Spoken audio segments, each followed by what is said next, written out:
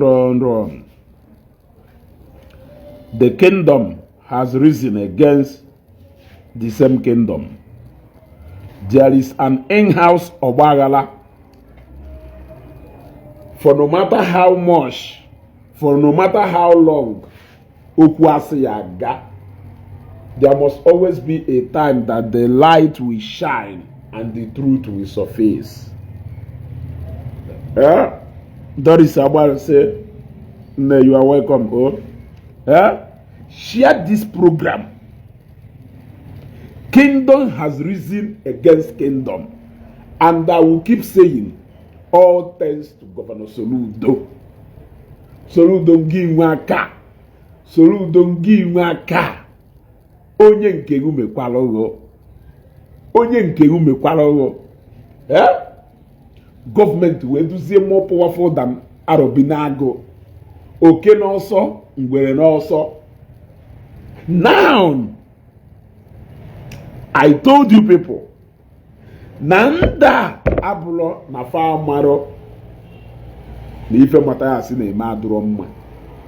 But it's just because Nanda Dibia, Mathias, Jiki ha, and Kelafe Okongwu Dibia, debela aho na ife Mathias na eme na aga in their favor.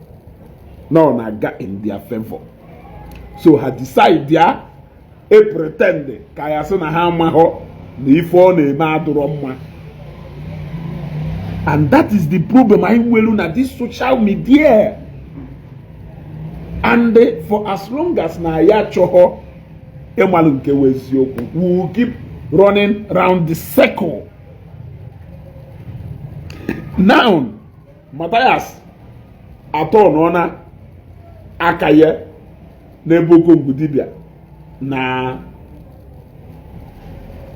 Ogajiki no oke n'ọsọ ngwere n'ọsọ Okongwu Dibia wee malụ wee chọpụta na ife Mathias na-eme adịghị mma na ife anyị na-ekwu sinsi na eziokwu wu ife anyị na-ekwu or the ignorance of ife before. The answer is no. So Mathias wee gwa ndị mmadụ gee ntị na ọhụ mụ na-ekwu. Gee ntị na ọ bụrụ mụ na-ekwu. Listen very well. Listen very well. Ṅaa ntị ọfụma. Ṅaa ntị. Malu di ike nke eti mkpu mmadụ give away na-ege ntị maka ọhụ mụ na-ekwu. Ọhụ mụ na-ekwu. You will hear it from the horse's mouth.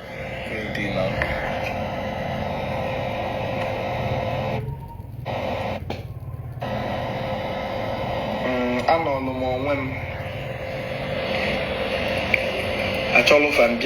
achọlụ fambia. Anọdụ m onwe m achọrọ fambia.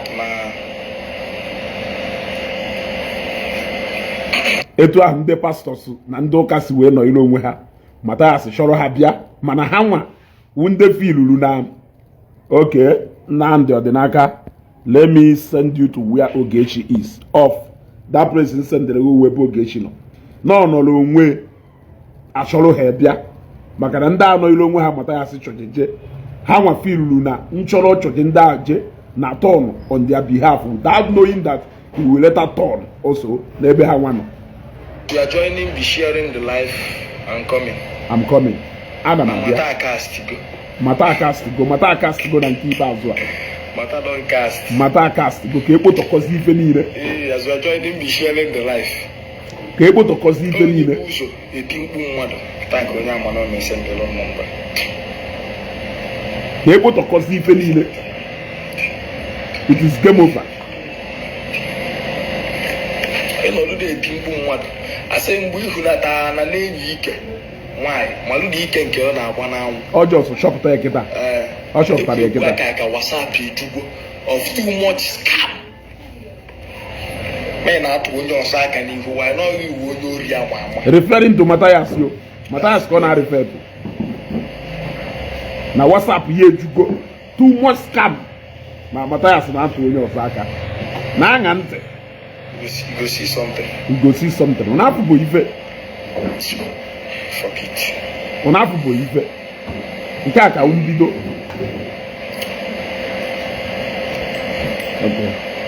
Oh, Mathias na-emesibu ụdị ife ama akwọ m. Wonderful. Wonderful, wonderful, wonderful. Ama akwọ nni na-emesibu ụdị ife abụọ Mathias. Mata. Mata nwa amama. Udokom anya. Okay. Okay. Share this video. Share this video. Kingdom aton go against kingdom. Oh God. Can be one. Can save you see my evidence of me.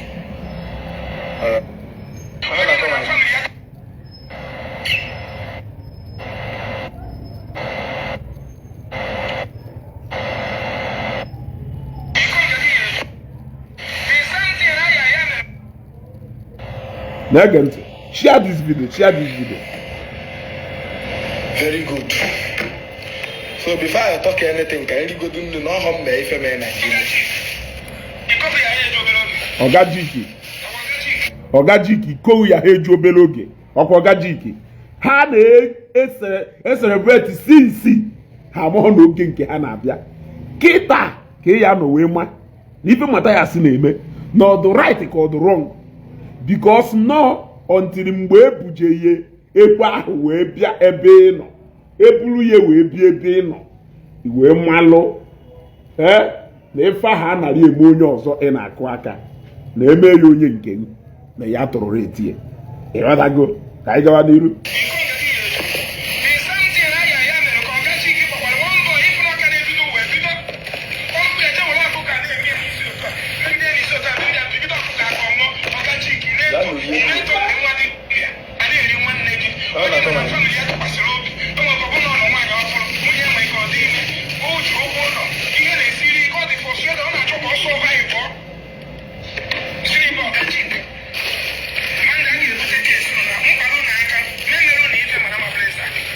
I said, "Oh, Are share this video. Share this video."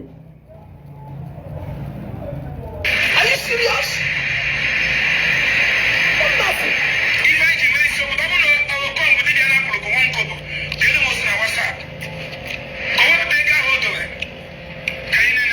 Ọ sị na ọwụ na Okongwu Dibia napụrụ 1 kobo good elu ya ozi na WhatsApp ka o wepụtazie ego ahụ o dewelu ka ha nene ịma na ha na-enwela aṅụrị since che na ebe ofe siri iwu ndị niile ha na-enwe aṅụrị che not to their own advantage kịta the hand of the clock is turning eburu ya half ndị kpụ atọrọ aya ha ewosi ife zoro ezo aya afịa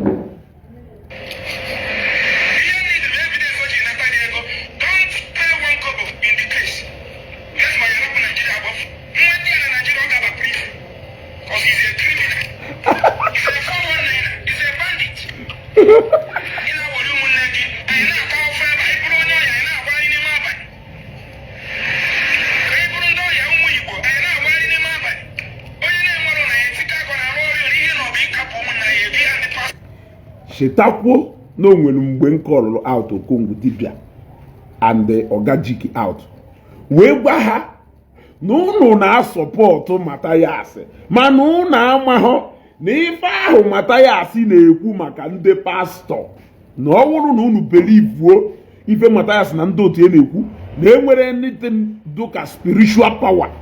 Now what it means is that na ife niile unu na-eme fake. Go to the archive na my video, you will see it. I warned them. Ngwa ha na ife Chinonso gbari nje na ngwa ha na ife ahụ unu gwakwunta ka ha gbanyesi ife agha o ema na ọkụ ụdụrụ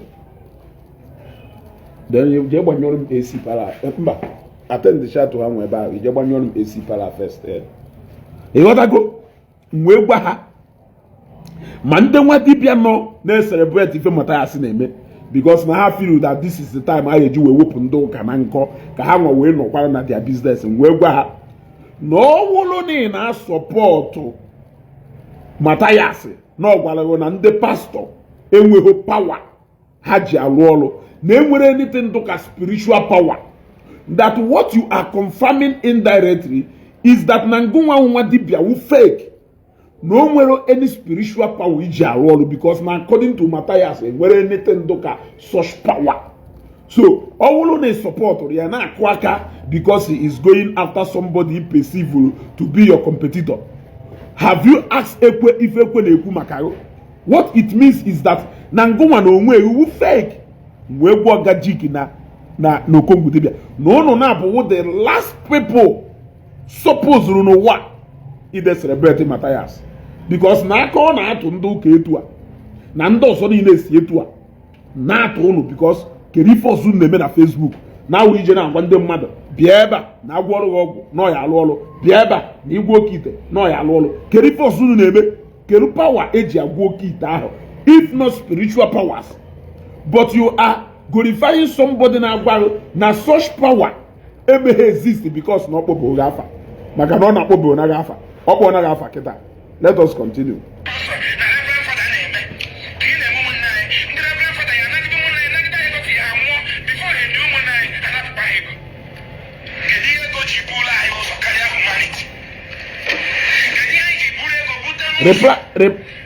Reply you Okongwu Dibia wuli ife tọrọ m amụ. Reply you Okongwu Dibia wuli ife tọrọ m amụ. Dete na atọ ka ngwogwo. Na-ege ntị.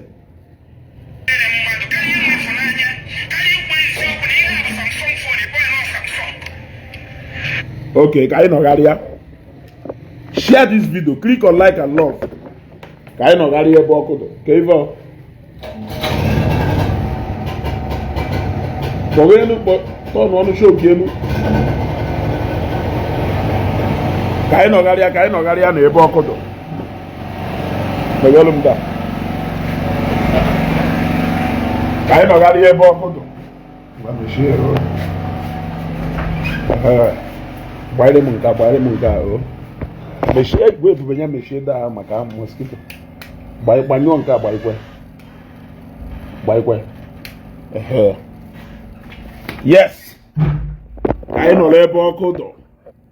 Ka o wee na-aba.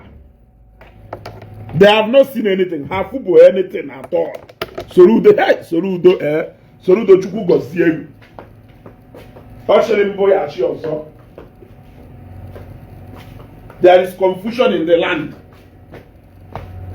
Ọgbaghara adụ n'obodo ụmụ anụmanụ. Ịghọtago ka anyị marụ bife ebiri mmiri a na-atụ ha atụgharịcha ha anyị amalụ ndị ya afọ n'ime ha. Mmecha ka mkpọ agbara unu teepu onye eze Jizọs onye ju ogbugbu na nke ikpeazụ ọ ṅụrụ udo.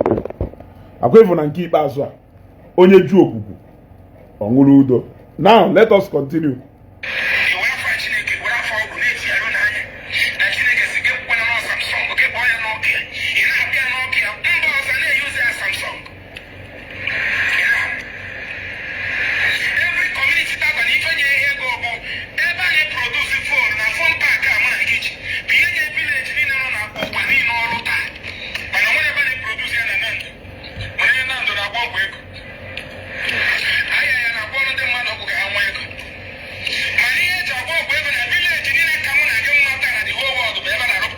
Wilfred Odogwu.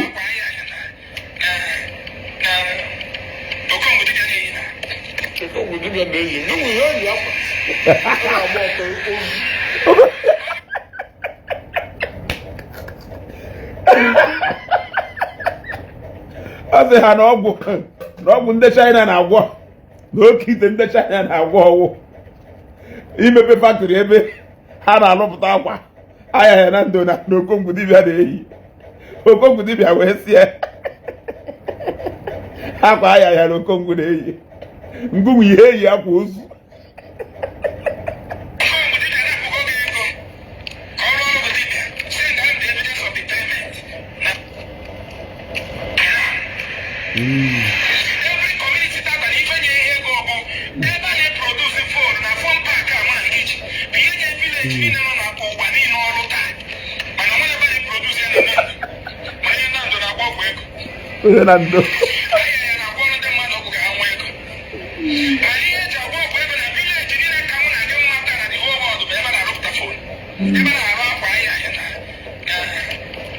Okongwu.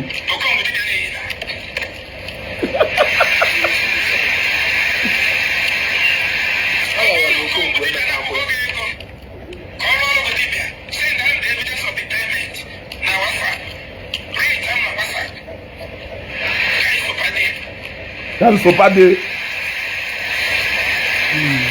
The whole world today, na aeroplane, Japan na aeroplane, China na America na aircraft, UK na Germany na. Ebe ụwa nọ, everything ofe niile nọ, mụ na gị ka na-abụọ ịchaka mụ na oge.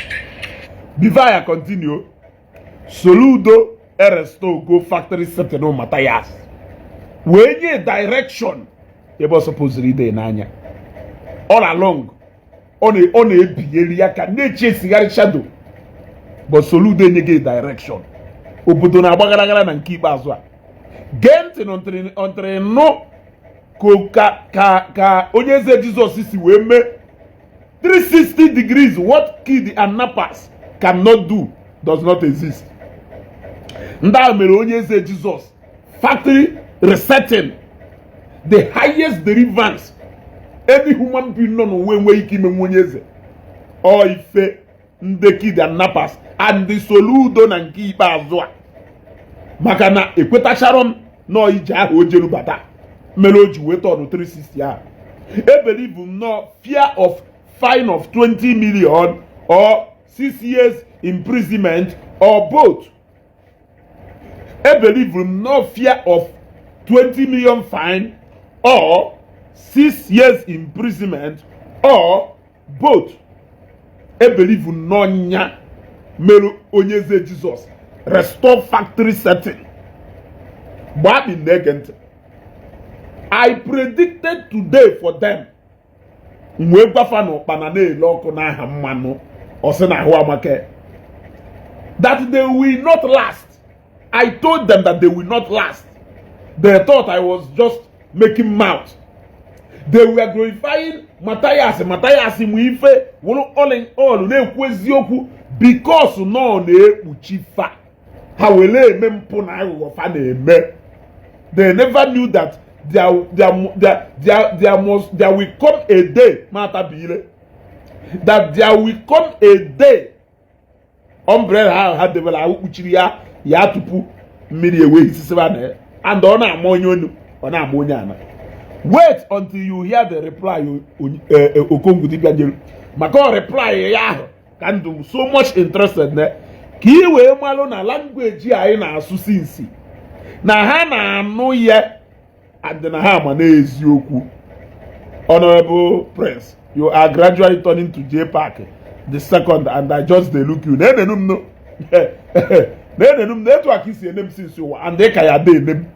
The other go Geventi n'ife a na-ekwu pay attention my man. The other go gente ka i wee mmalụ na ife niile anyị na-ekwu na fama na anyị na-ekwu eziokwu and jekwa mark here today. Each and every one of them ga-emecha repeat kwa this same thing anyị na-ekwu. Ọkwa ifu ndị niile na-akọrọ ya aka ọ ya emecha one day pata ili ndị nke fa efu ha mapụta immediately. Na-ege ntị.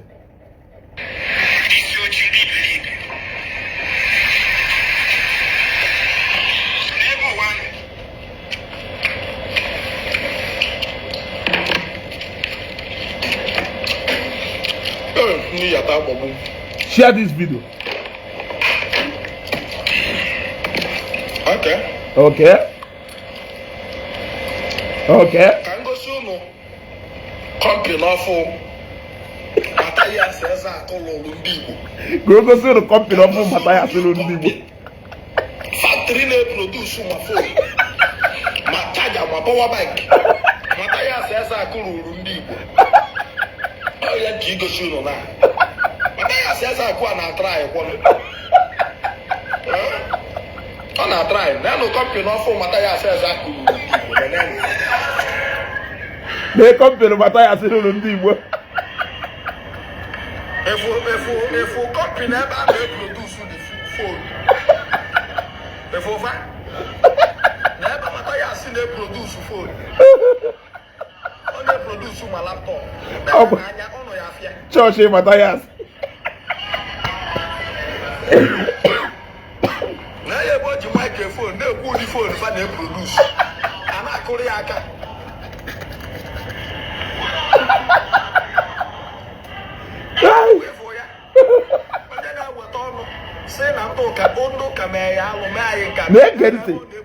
Pay attention.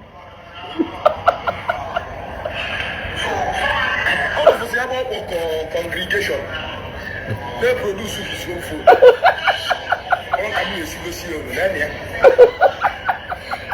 They're going to be fire. Come on, you. That's the sale factory. Mathias prepare. Everybody produce food. Then Mathias and Jamaica were not addressing the members here. Okongwu we say no Jamaica. We not when the members here who the phone how they produce. The guy they go. Pay attention. Pay attention.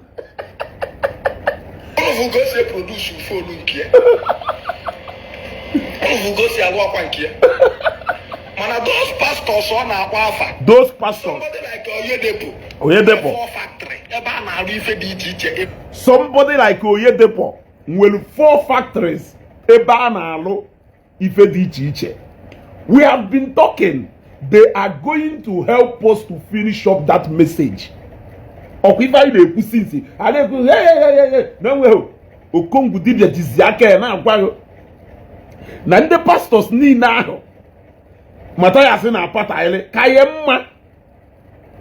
kayemma na eri ka onwuzu ka ndo oge anya ka iwe ghọta ife a na-ekwu. You may be right, but Mathias facing ndị ụka squarely. Mathias facing ndị ụka 70-90% of message here on a daily basis. Wo ndị ụka. Yes, ama na sometimes no na-ekwu maka ndị fake dibia. But why o Nigeria dey ekwu about fake dibia? So meaning no believe no when the dibia do real. Why o eji ekwu fake dibia? Meaning no believe no when the dibia do real. You dey feel me? And keribe batara o eji we neglect ya ndị dibia wo ha na-eme alụ every day okpuru ndị pastor n'ọnụ. When you don't balance your message, you will be preaching in favor of other people, and that is why Okongwu Dibia na kerafe ogajiki juwe na celebrate teachings here, na celebrate moves ye gase, na etwe na o baba okwu ha mu burie bugari ba ye benine copy a video share ugboro ne ke fuda na alu o face ndị nwa dibia personally etu o se pe face Ebuka Obi na ndị otu ugboro ne ka ịfụda n'alụ ọ nabalụ akwa ọkụkọ nawa JCN ha nawa aya ya na ndụ apart from nke ifuru okwuru ugboro ne ka ịfụda n'alụ ume n'alụ this kind of broadcast o melu now against ndị nwa dibia ugboro ne ka ịfụda n'alụ o megolie ọnya ka ndị a ji wee che na ife ọ na-eme ewu to their own favor ọ ndị ụka ka ọ na-akpọchasịcha ọwụrụ na-ege ntị Okongwu Dibia ya enyere gị aka wee spread the about the message. Share this video, click on love and the like. Share this video, click on love and like. Make sure na ọwụ niile nene video owewu na video masịrị gị ka ahụ fụ n'iso na ndetu salozia because na the message ebidogo and Okongwu Dibia ha jiki ha na ndị otu ha wunde ya enye aka we spread about this message. You got to go. More than 100,000 people. Oyedepo ka on employ more than 100,000 people. Many of them were say factory, even Fadede. University, in one day now, in one day university, Fadede, you go all today. Amen. Prophet Motofufu iko gene. Motofufu. E mmadụ na fish pond bịa nyegwu ọrụ today. Na-ege ntị. Ebuka Obi anyị n'ọnụ tụrụ nga. Na sel kpụọ isi nwala. Mụpụta so na Zion na ya afọ mmadụ ole na-alụ ebe a na-akwụ ụgwọ ọnwa. si go from there na-azụ family fa si ebe a go moto si ebe a na-eri nri today anyị na-aba afụfụ Zion nwekwa hospital nke hospital ịlụ dịka unu ọkụkọ mana Zion lụ Seraphic hospital go and check.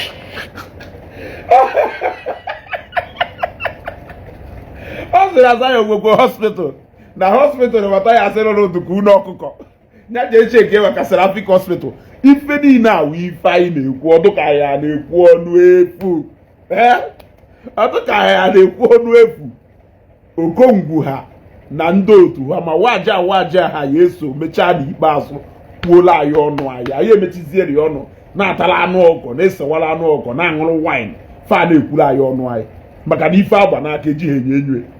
Pay attention. Ebube Monsọ go to uke ask about Ebube Monsọ ka ịfụ factory ọlụ ebe a na-eproduce pure water onye Igbo ọlụrụ ya ndị mmadụ na-alụ ọlụ efe ọgbọ nke asụ kwuo ịma mmadụ onye nzọgbo ndụ with my platform today.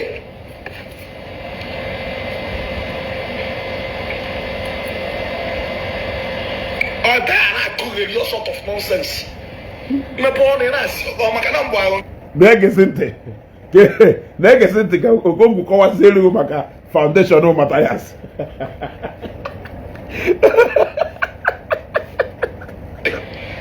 na-ege ntị esi na Okongwu Dibia bụ onye ori mụ na na-abụ kedu onye ka ezu ori ịkpọta onye ọya edebe esi na mmadụ bịa nyerụba onye ọya aka. Share this video and drop your account number. Share this video and drop your account number. Mọ nka m na-esi gosi ka ọcha.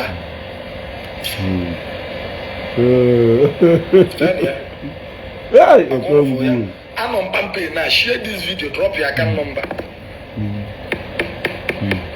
Share this video and drop your account number.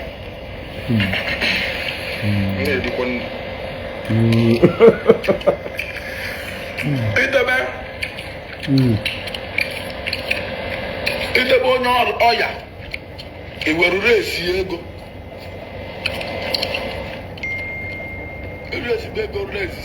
your percentage. Okay, we will continue.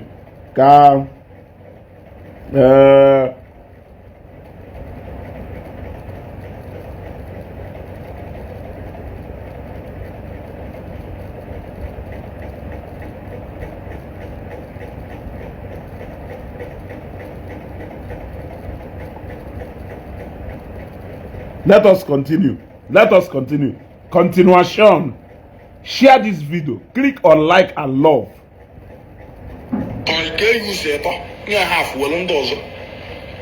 Ọ sị na Mathias kwuo onye ọrịa okwu setụọla onye ahụ ego atụwala onye ahụ ego tụchala onye ahụ ego oke ya ụzọ ịtọ nye onye ahụ ofu ụzọ were ụzọ na-abụ.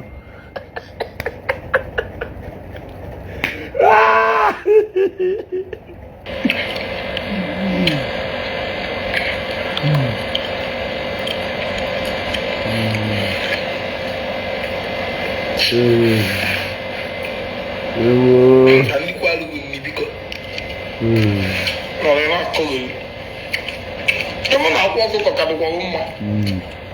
Akwa ọkụkọ ka mma.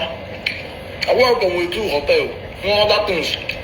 Even na alụrụ ya ọrụ 50 people ọ na-akwụ ụgwọ ọnwa. Mmadụ ole ka ị na-akwụ ụgwọ ọnwa Mathias Ezeaku? Eziokwu kwụ ọtọ. Non-sackable thing. Okongwu na-apịa oyiwo. Non-sackable thing.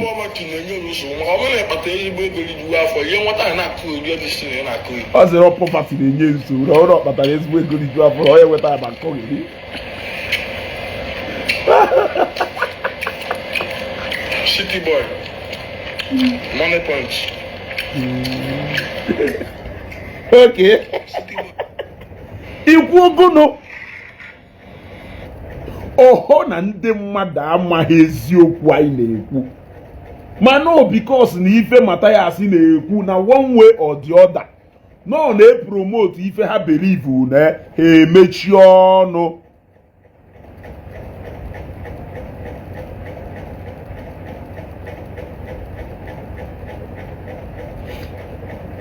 ịghọtago ha emechie ọnụ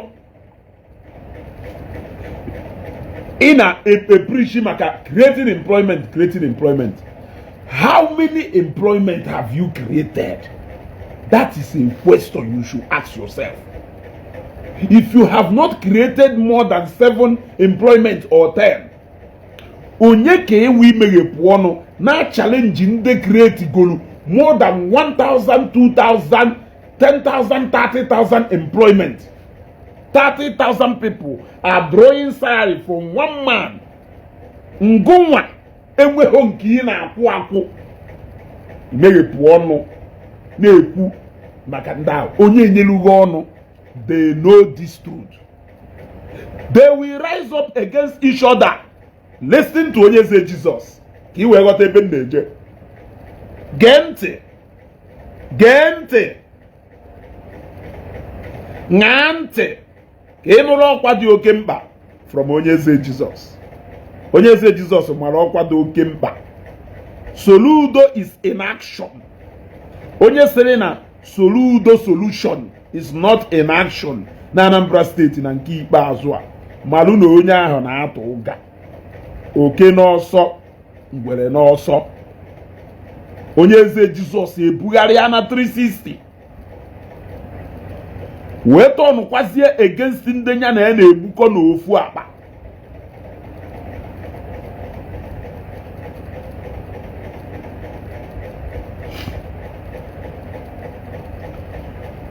Onye Eze nwa amama, Onye Eze nwa amama, Onye Eze. Onye Eze nwa amama, Onye Eze nwa amama, Onye Eze. Onye Eze nwa amama, Onye Eze nwa amama, Onye Eze. Na-ege ntị. Onye inwe mma ebugharị ya na great ọkwụ ego nke atọ ọlịgo.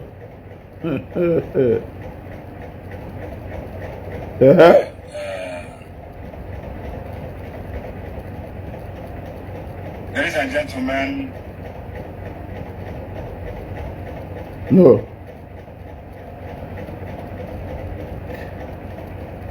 Ka m chọta kelu chelu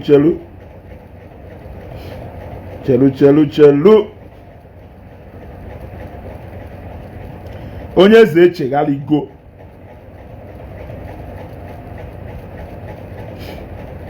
Onye Eze echeghaligo.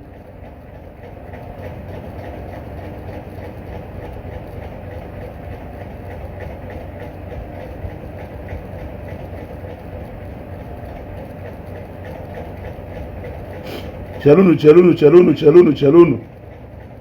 Ka nye unu gist.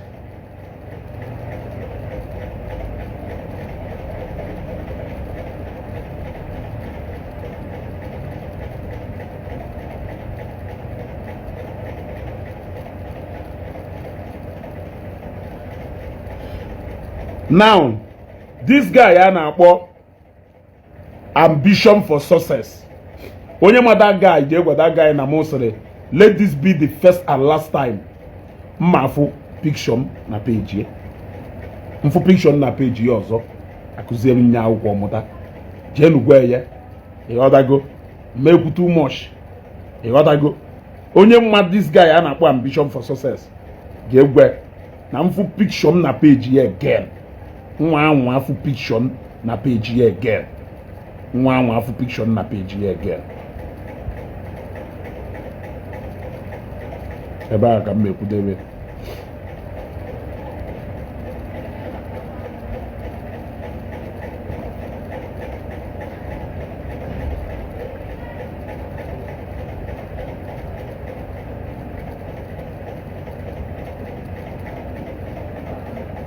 Share this video.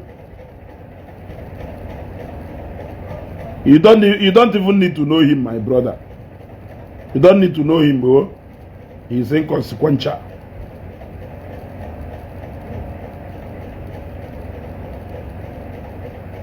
You don't need to know him, bro.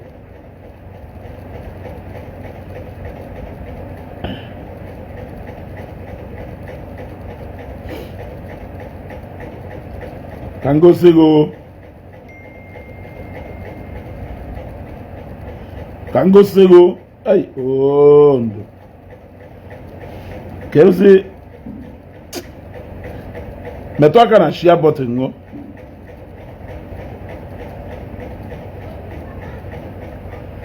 Now why is India me like this? Why India chef is even like this? Yeah.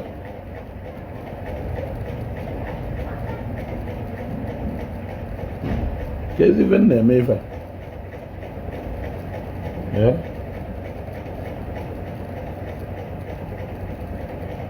Even them is ever.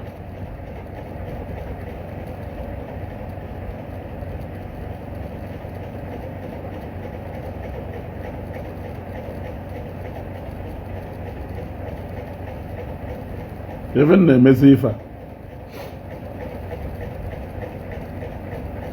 You need to hear what the guy, oh, happen not inconsequential. I made mistake itself with the mention of affair. I made a mistake with the mention of affair.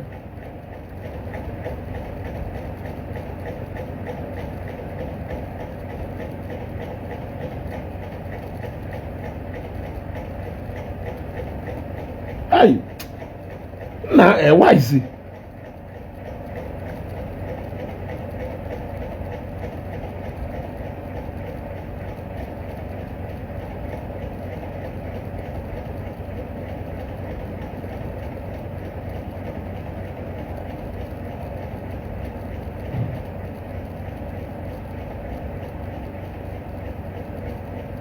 Ladies and gentlemen, ladies and gentlemen, this is Onye Eze's live. I can ask you to worldwide. I can all work.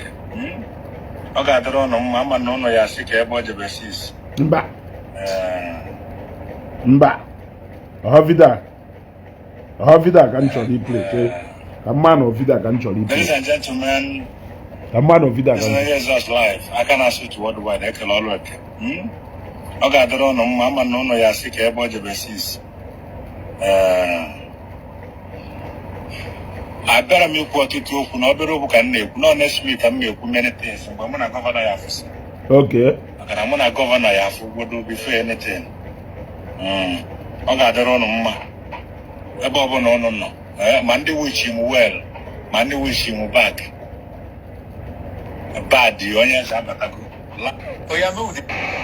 Havida can natural. Ana m achọ video ebe Onye Eze Jizọs denounce ụlọ ọgwụ wee advice ya ndị mmadụ wee sị ha si n'ọgwụ gbafelu na ọgwụ enweghị isi wee sị na experience akụzigolie beta n'oje na wee mụta na ife eji wee hapụ Chineke ji wee hapụ ya ka o jee ebe ahụ ka o wee jefu ụwa n'ụdị ọzọ na ọ bụrụ na ị na-agwọ ọgwụ gusi na-egwu ọgwụ wee pụọ na ndụ adụghọ na ya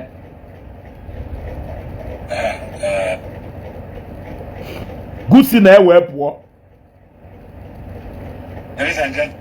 o wee kwuo na ya tebụ ndị nwa dibịa si gba akpị ncheru ọntịrị mgbe ya na gọvanọ fụchalụ kedu ife vidio a na-achọkwa n'ime m ife a erekọdụrụ nye eskiri rekọdụ mana ọ na fon a nji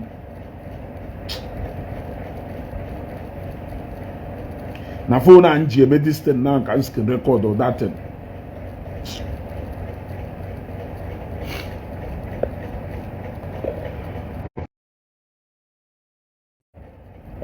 Ngwa share this video na ma fugo ebe ọdụ afugo m ebe ọdụ afugo m ebe ọdụ I don't see him.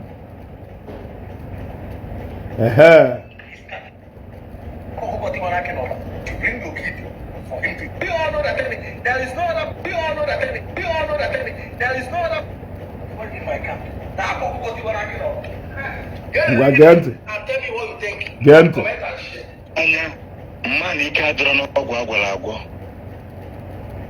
Anybody na agwọ ọgwụ n'ụlọ unu mketa mana ị ka na agwọ oke ite na agwọ go kite. Na na-ekechiri gị ọgwụ. Fear, shame to you. N'ike adụrọ n'ọgwụ agwọla agwọ.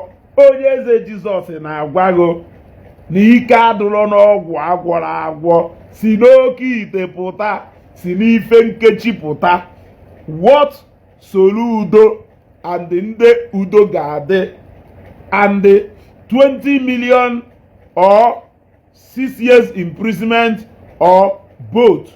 What they cannot do in Anambra State does not exist. Gevente.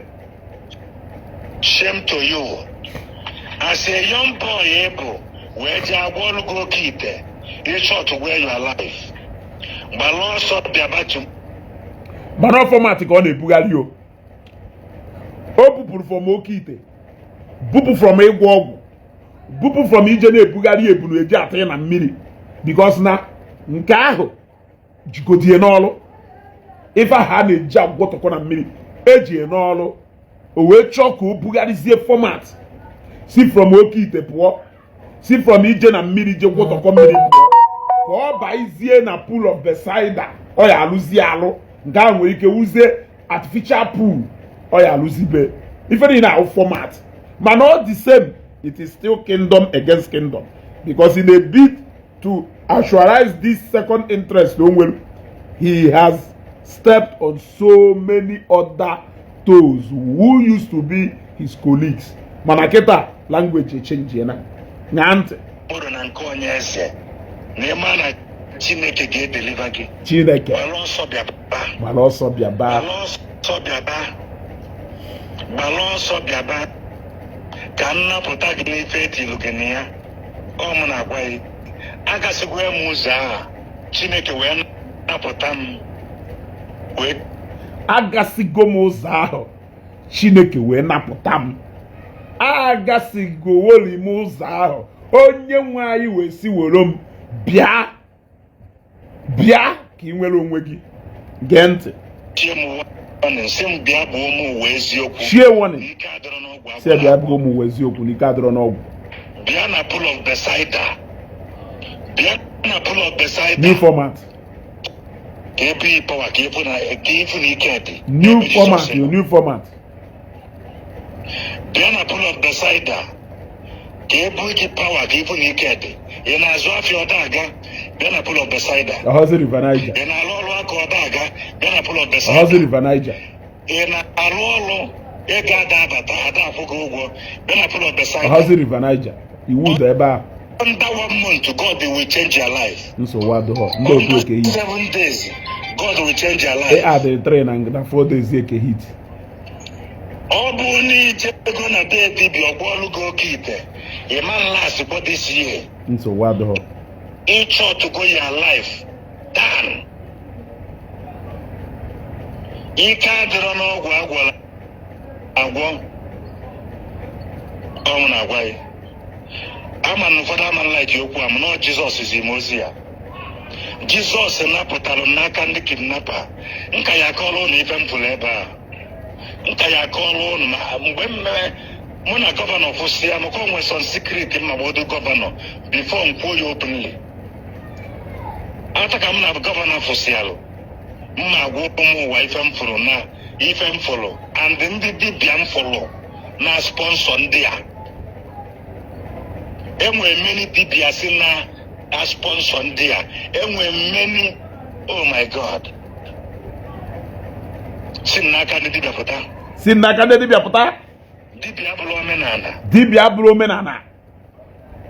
Okite abụrụ omenala. Because of your future. Because of your life. Asị m n'ọta mana mụ na gọvanọ ga-afụ good first maka na gọvanọ nọrọ gọvanọ na outside country. Ọ bata mụ na ya fụsịsị ya ewe m ebu ụzọ lekilie gọvanọ before any person. Ọtọ wuonu. As a young boy. Ife ị na-eme na-aga. Bịa na pool of Bethesda Onye Eze. New format alert. Onye gosi eketa. Onye gosi eketa until alụcha ya.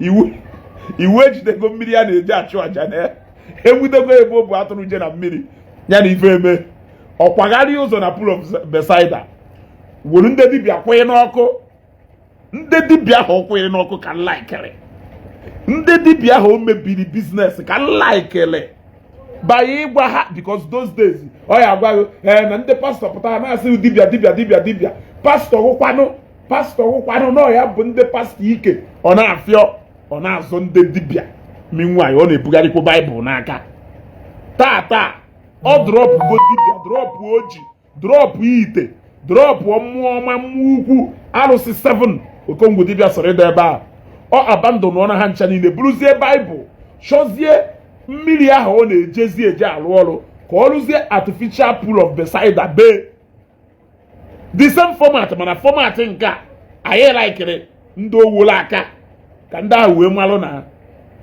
ya na-atụ na amụ na-ekwu eziokwu na na-amụ amụ na-ekwu eziokwu na na-amụ amụ. What Soludo solution cannot do in Anambra State does not exist. 20 million fine or 6 years imprisonment or both. What they cannot do does not exist. Gente. Senator mu wee bụrụ senator. M na-agba afa ha na my next video.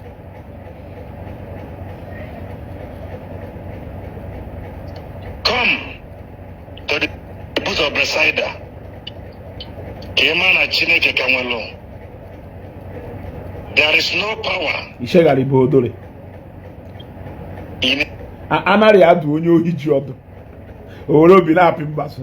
Anaghị agwa onye eze Jizọs otoro. Ọ naghị eto afọ. Any other God apart from God. You can call it whatever you like.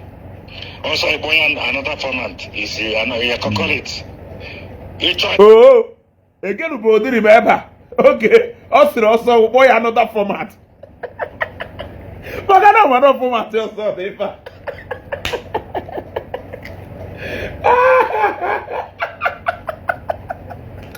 I say, also, boy, another format. Oh, Anna, amụcha ngwa m wee jewe ohi. Ọkwa ifuru nda. A na-amụcha ngwa m wee jewe ohi. Oche iri n'ụlọ maka na ọma na unu ekwu n'ọnụ fọmatị. Ọsọgo okwu n'ọnụ fọmatị. Ife o ji wee sị na ọ ya ọvelube na pool of Bethesda akịta ahụ ka ndị mesin na-alụ ọrụ dị a. Maka alụcha a ya ama enweta isi ọma mma. Ịghọtago ọ chọrọ ịbazi ụka fuu. Ọ chọrọ ịnọzi na fuu ụka. Ha ncha niile ewu jọbụ ka a na-alụ. Yes, ịchọ bugharị ya ihu n'ebe ndị nwa dibịa nọ anyị laikiri ya because na ife ahụ ị na-ekwu ife anyị na-ekwu since ị na-confront anyị. I'm very happy gị agwa na vida ị na-agwa ọgwụ gụnụ ka ị gwọpụtara ehi ịgwọbala oke ite kere ife ịgwọpụtalụ mana ọ dị same oke ite ahụ na ọdụ ọgwụ na ije na mmiri ka ọ sịrị o ji wee mee senetọ na o nwere senetọ osisi n'aka ewe wee senetọ ọ ka na-asazikwa ndị mmadụ ụchụ ọ ka wụzikwa father of all the mens ọkwa ite ahụ ọrụ ọjọọ na ịkịrịka ịgwọ ọgwụ ahụ a na-agwọ ka o ji wee wụrụ father of all the mens so ọ bụrụ father of all the mens before na ọkịta ka ọ ya wụzi father of all the mens through the pool of Bethesda the same format ọ kastigo ịchọkwa were trailer jee bute Bible King James version bịa trip wee beghị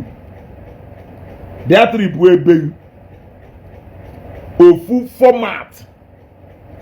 The only thing I like na your former associate and the business partners you are exposing them now ka Mathias wee malụ no nda who have problem anyị nwere and not ndị ọ na-achụ.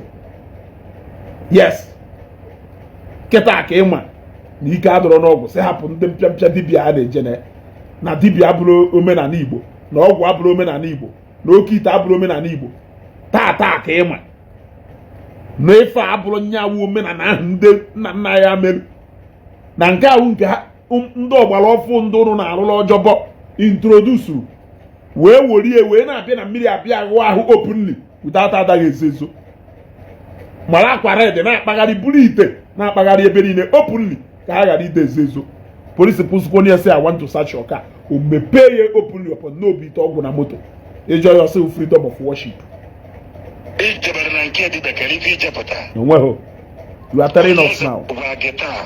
Onye Eze na-agwazi gị there is no power in Okite. Onye Eze Jizọs na-agwazi gị there is no power. Onye Eze Jizọs na out of experience. Come back to Jesus Christ and you will see power. Bịa keba beside her. Come back to Jesus Christ. Careful power. Hapụzie nke pool of Bethesda ọ na-ekwu na onye agwala amarugo anyị amarugo ife omeno anyị anụgo ife ike kwuru nụ nke efere na-ekwu. I like what is happening.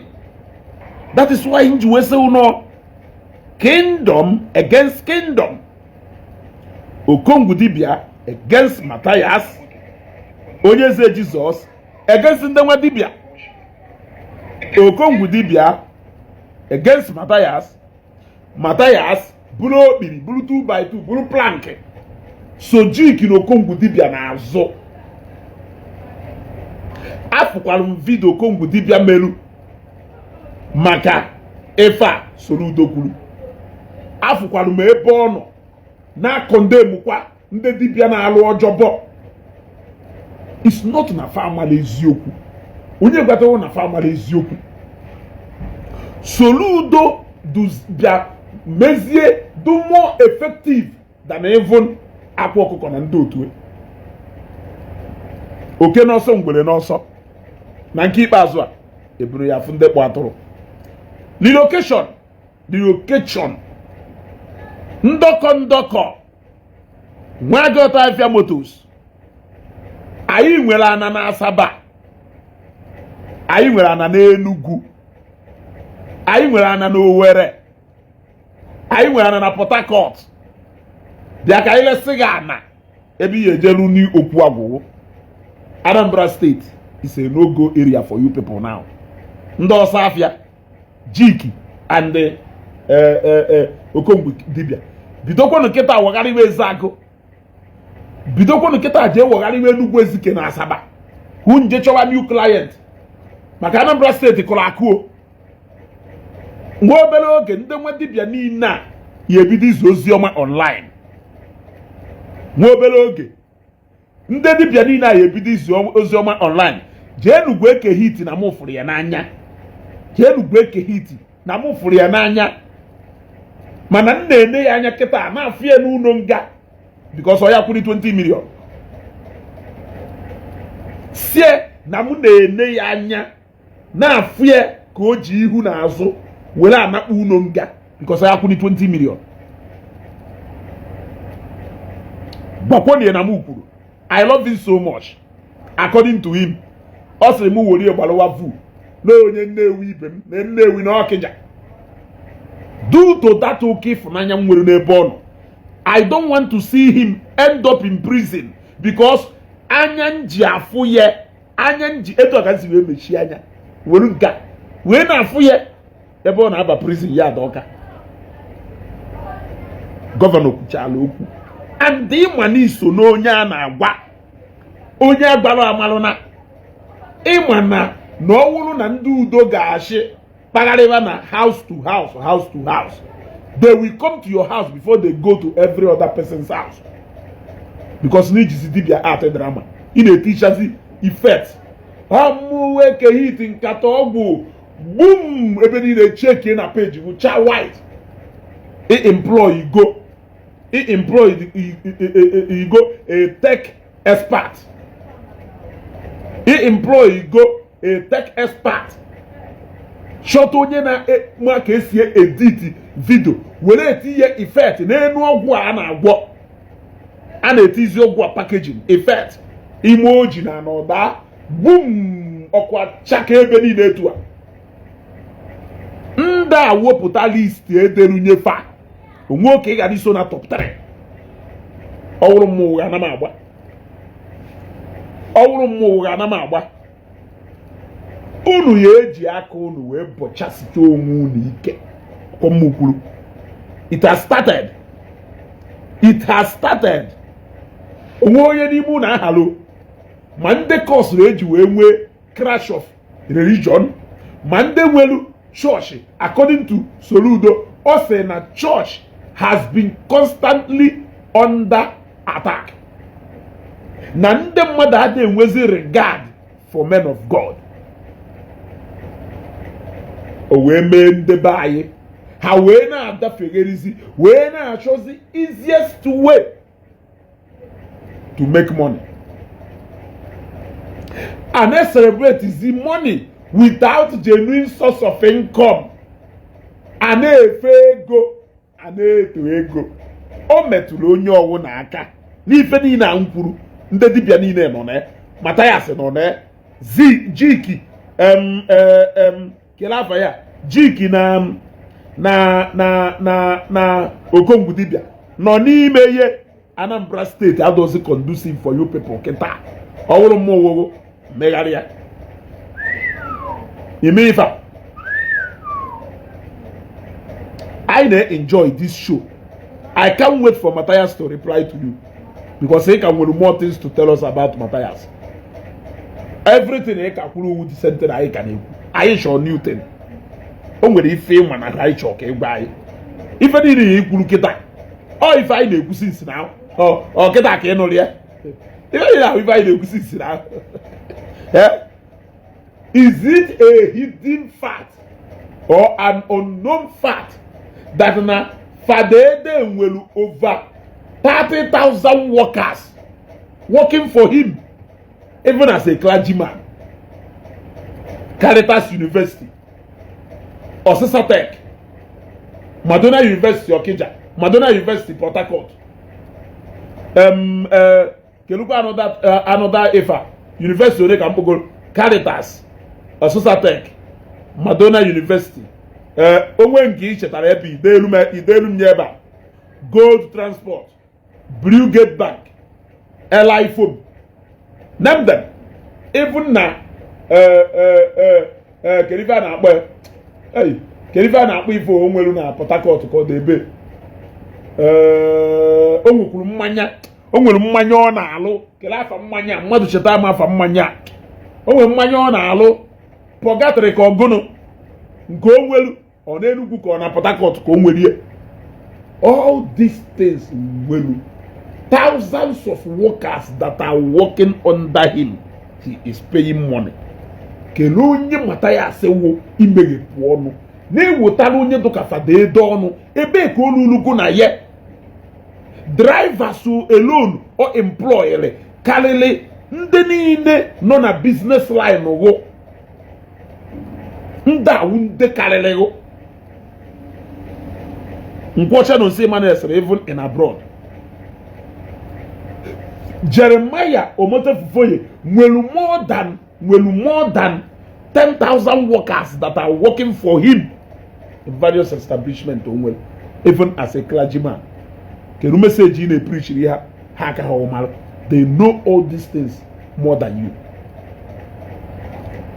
Father Mbaka will aquarafa water. No aquarafa you got. Aquarafa water. Aquarafa you got. Oyedepo and Adeboye. Let us forget about establishment and we go through. Let us talk about Winners Chapel. Winners Chapel as a church. Redeem as a church. Winners Chapel na payroll of pastors Hamwelu. Okwese na Jesus ya he nyolo.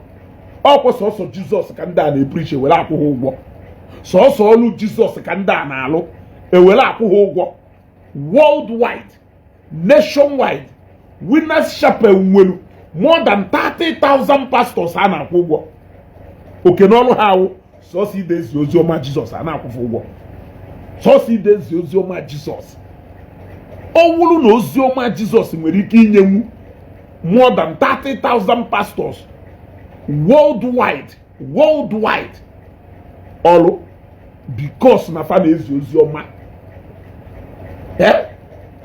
mkpọmkpọ ife ahụ ị na-eme na mkpọ mmadụ one ka onye nwere ọrụ.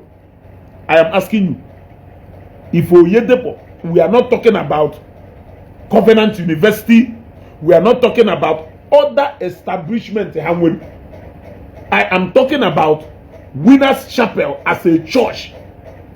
Well, over 30,000 pastors scattered all over Africa, scattered all over Nigeria, scattered all over Europe and the rest of the world.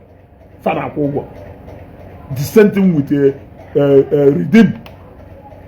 You know that go? The same thing with Redeem. Before you even start talking about universities, hospitals, and other establishments. Under what capacity are you advising these people? Their domestic staffs alone, do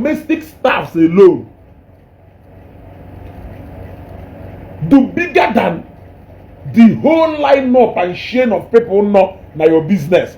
From Idegota Pass to Ekop Lugongoro, from Ekop Lugongoro to Ileyele, from Ileyele to Inyana. Their domestic staffs alone carry if any now. Under what ground? Or does it mean that people are they know this truth we are talking about here? They know this truth we are talking about here. So you think that the government you think everybody can be blind as some of these people now just say you are telling me that Jesus Christ is powerless, that I should face reality, that Mathias is preaching reality, but you are here fighting against Soludo Makanoba Lokite. You are here arguing that Lokite was part of Igbo culture. What is Okite? Is it not a spiritual pot that gives wealth? If you are arguing that Jesus Christ cannot give wealth, that God cannot give wealth, why do you believe that Okite, that is a spiritual pot, can give wealth? Why are you upset? Almost majority of all the followers of Mathias, more than 90% of them, they are against Soludo pronouncement. Why? That is the question. Why are you against Soludo pronouncement when what he has done is to support what you are preaching? That is to show you that church is your target.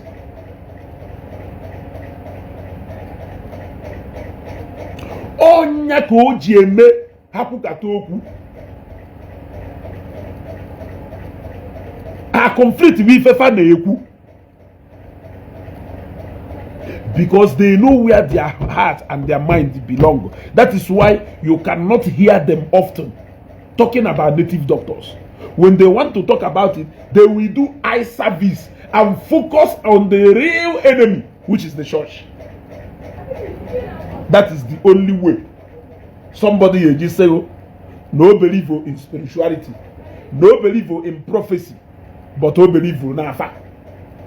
O believe that God can speak to somebody through prophecy, but o believe in ihu okute na oji na ana, na ihu ugiri na ana, ugiri okute na oji, agwaba gi fi ya agwa mmadu. That is why Ojiho believe na Jesus Christ nwụrụ bilie gbago n'eluigwe anọ ya abịakwa ọzọ, ma no believe na nna ya nwụrụ nye ụwa nwụọ nyaba pụtakwa ụwa bakwa n'afọ amụgharịkwa ya ọzọ. Ma no doubt na Jesus Christ nwụrụ bilie gbago n'eluigwe anọ ya echigatakwa. Ma no believe na true reincarnation, that nna ya nwụrụ shiga enye ye many years ago, o shigatakwazie na 1990 something or na 1980 something, na kwukwazie na afọ nwa nke mmadụ ọzọ ewe mụgharịa ya ọzọ. That is the highest deceit. That is the highest deceit of the century. You cannot serve two masters at a time. You must tell us where you are standing. You must tell us where you are standing. You cannot be confusing us like this. Iwolo obelo ma odebeba. Eshirizi ake no ga wi n'ụka. Ka ọ ya wi kopu ụka. echere agba aka ị ikopụ n'ụka gawizie ebe a anyị afọ ebe ekwu. We will not allow you. Thank God that the government have stepped in. Tell me one single thing onye Okongwu Dibia ji wee gwe no fugo factory ogo una phone na-enye mkpọtụ noise maker, complete noise maker. Afupu noise maker doka Mathias. He makes a lot of noise for nothing. Ebe a na-alụ phone, ebe a na-alụ akwa, kelu nke imelu, you still went and did the same thing ndị pastor na-eme. Ịbagharịa ya afa. Etu akịta onye eze si wee si n'oke ite pụta, si n'ije social pụta, na-akpuo na pool of Bethesda. Etu akịta o si wee si n'oke ite pụta, si n'ije social pụta, si n'ibugharị atụrụ fiode mmadụ ewere atụrụ kpawa inokolo were okolo were mpala wee nọwuo atụrụ buru ogbe atụrụ tii na mmiri ndị mmadụ nọgharịa eje gosta ebu na bọtọ anụ tii na friji were na-esiri nri. Etu o si wee si na pụọ na-akpuo na pool of Bethesda. Etu ka Mathias si wee si n'ụka pụọ je mepe ụka nke. Because ụka ahụ mgbe isi n'ụka pụta ife niile ha na-emezi omenala hospital, omenala disua, ife niile awụ format ka ọwụ. Have you ever seen Mathias ambulance anywhere around your house? Have you ever seen that ambulance I call on Mbaka? That second hand Toyota Sienna eje bupụta na nke Nicholas Oko na-alụ mechanic na Mkpọ. Have you ever seen that ambulance anywhere around your house? Man Onitsha na Mkpọ. Have you ever seen that ambulance respond to any emergency? Ife a na-alụ n'uwu local. Ife a na-alụ n'uwu local. Idewere ahụ dị n'obodo oyibo na-ịmụ ife. Mana ịmụ ife. Mana local man dị etu eni. Ịmakwa ọka mma na kerife a na-akpọ Chris Oya Kiomena ka ọ dị nwụọ etu ahụ ọdụ ife onye nwoke yiri suutu ọdụ foreign n'anya maka na ọdụ more honorable for a polished man like that igwu wayo karịa a local man dịka Mathias igwu wayo. Asụ onye n'obodo oyibo dị very intelligent ewu. Asụ onye n'obodo oyibo ya na ndị ọcha nọkọgoro edo very intelligent. A na package wayo wee gwuo mana nyanwa gba aka nnu na-eri without packaging were gwuru wayo with format do so obvious. Wono na build onwe audio ambulance eje gbopụta na mechanic ma mo no 1.2 million ka ego. Iti moto ahụ n'ụzọ ọ pụọ na-agbọ o break it down na-agbọ onye je mu Lagos o je see so one corner mgbe ife anya ụba tụrụ kerife a na-akpọ Anambra Concerned Citizens ka ọgụnụ lụlụ ụlọ ọgwụ na Ekwulọbịa lụọ na Nnewi lụọ n'Ọka a na-alụ nke Ọnịsha mgbe ahụ o wee shipụta ambulance. Ifeanyi Uba gbalụ vidio n'ime ambulance niile a na-akpuo n'ime one of the ambulance ahụ donora na with people etesoro na ambulance ndị mmadụ fa ambulance n'anya ga wee je weta Sienna abịa na Nkoyede omenala hospital omenala ambulance ka ọgụnụ ife ma amụghọ nọ ndị na-eme printing graphics design biri ife a na-eme apụta amadocha alphabet emechaa amasịsị ya bụrụ moto jedebe ebe edebere because moto ahụ old moto na-enye anya n'ahụ efuol aka panel bita aka ndị ọcha pụọra na Toyota Sienna. Moto ahụ bịa for emergency response na nkọbọn ọ ya suffocate onye obu because moto gwụrụ agbụ a challenge ye mụ na ije ụwa nyopuo ya fụ ya wee sie wepụtara ya ambulance ya na anyị chọrọ ịfụ ya oke ọjụ na ọ ya ewepụta ambulance ya o respond dana to emergency na nkọbeghị efuda na ambulance anywhere ọ sịrị anyị na nọmba 666 ka ọ sịrị anyị na nọmba devil is coming ka ọ sịrị anyị na nọmba devil incarnate Nyanya that number, we are still waiting for him to release that number. Because now they will emergency steady every time. Ka oye take 1 year iji wee wepụta emergency number. Ọwụ na ndị otu ya no wepụtago, una agba m ọ sịrị no ida 666. Emesha bụ ife dị na ambulance amapụ na kwuwe maka ọsị na arọbi na agụ school ka ọsị nọ ndegede na ndị mbụ nọsịrị primary school. Format ka cast ka eji egwu ngụ nwa debela ahụ na-ede intelligent wayo mana ị na-ewetara m ọnụ nye etu a evangelist Ebuka Obi do pakeji chi onwe do ka nwoke na-adụ ọgwụ wayo onwe onye ya asị na m wee nya etu evangelist Ebuka Obi do ma wee tu a onye debodo ma wee tu a deboyedo ọgwụ wayo onwe onye ya asị na m wee mana etu yidebela ahụ na-egbu ife Mathias gwuo wayo ife iwu ofeke ife iwu confirm ofeke meje wee gwa gị ya ife iwu confirm ofeke nwa 2 years ya egwu wayo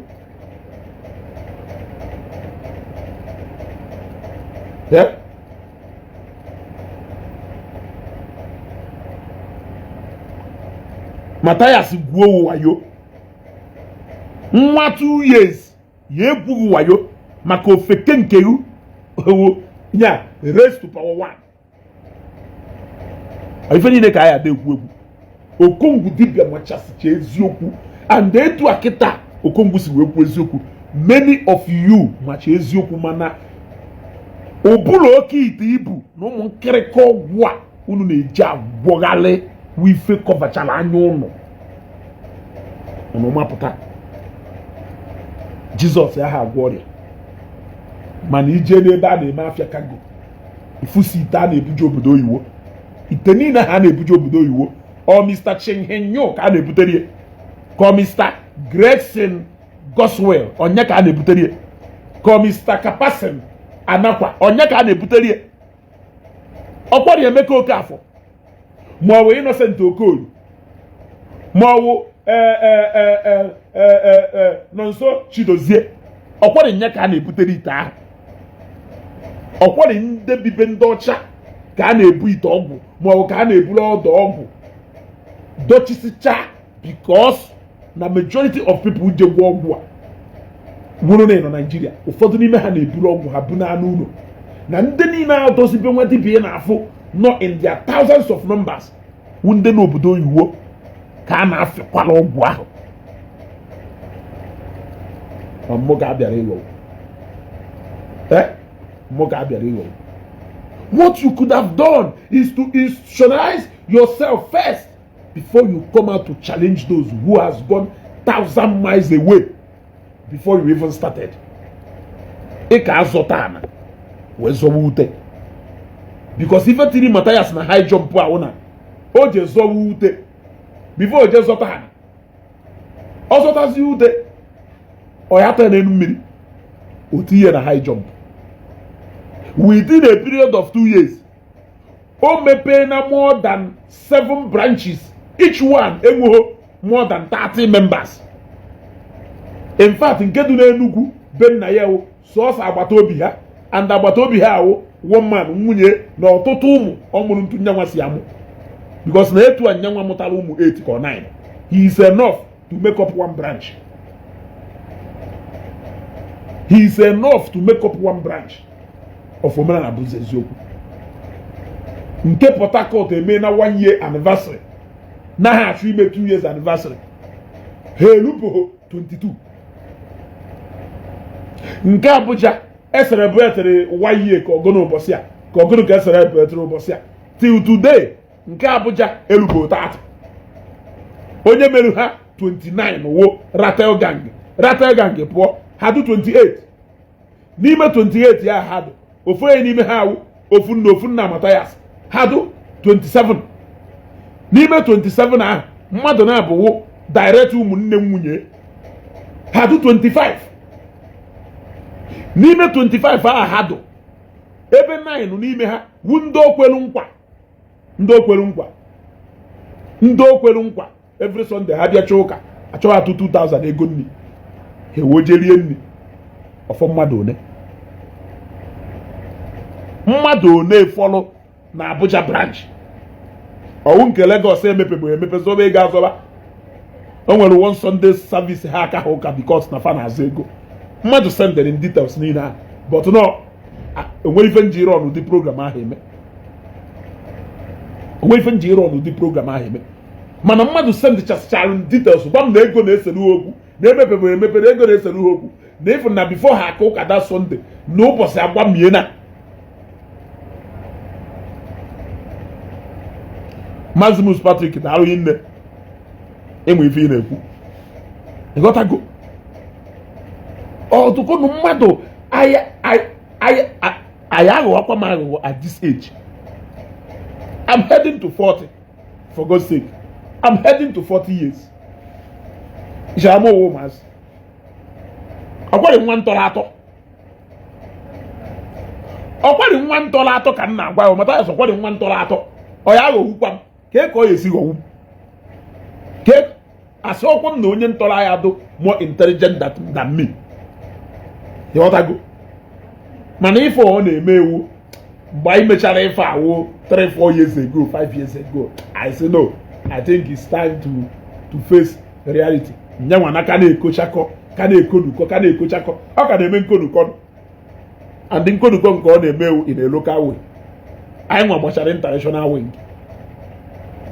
wee retire anyị gbachara international wing like ọlụ akịta ọ na-alụ ọkpọ ya edoziere ihu ọlụ enwe isi ọ ka na-alụ loka yeah. How can you open more than 7 branches headquarters enwepụ permanent 100 members getting to 3 years headquarters. You ran a crusade till today in the history of Nigeria, recorded the lowest turnout of family members, not even church members. Because a church member, the only guest here, the Light of Africa, what will be disappointed? What will be about? We see, no one happy. I'm pull out to her.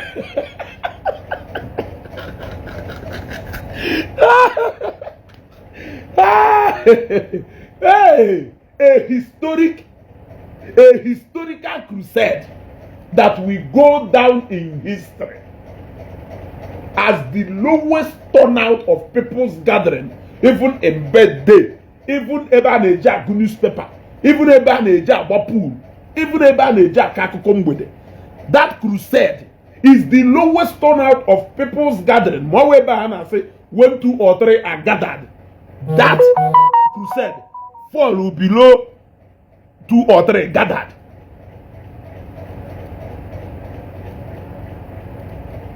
Exactly.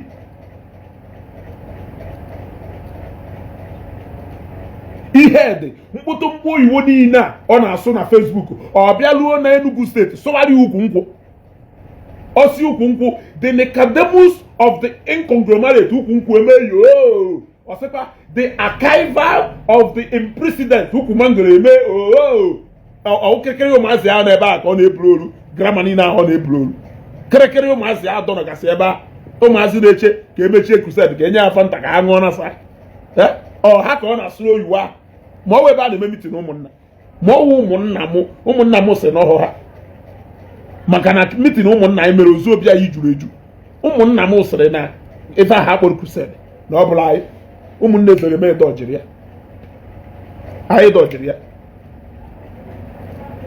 ya waja ya amụma jere Enugu steeti ebe a jere pịtọsị ebe a na-apịtọsị Kelechi TV ojere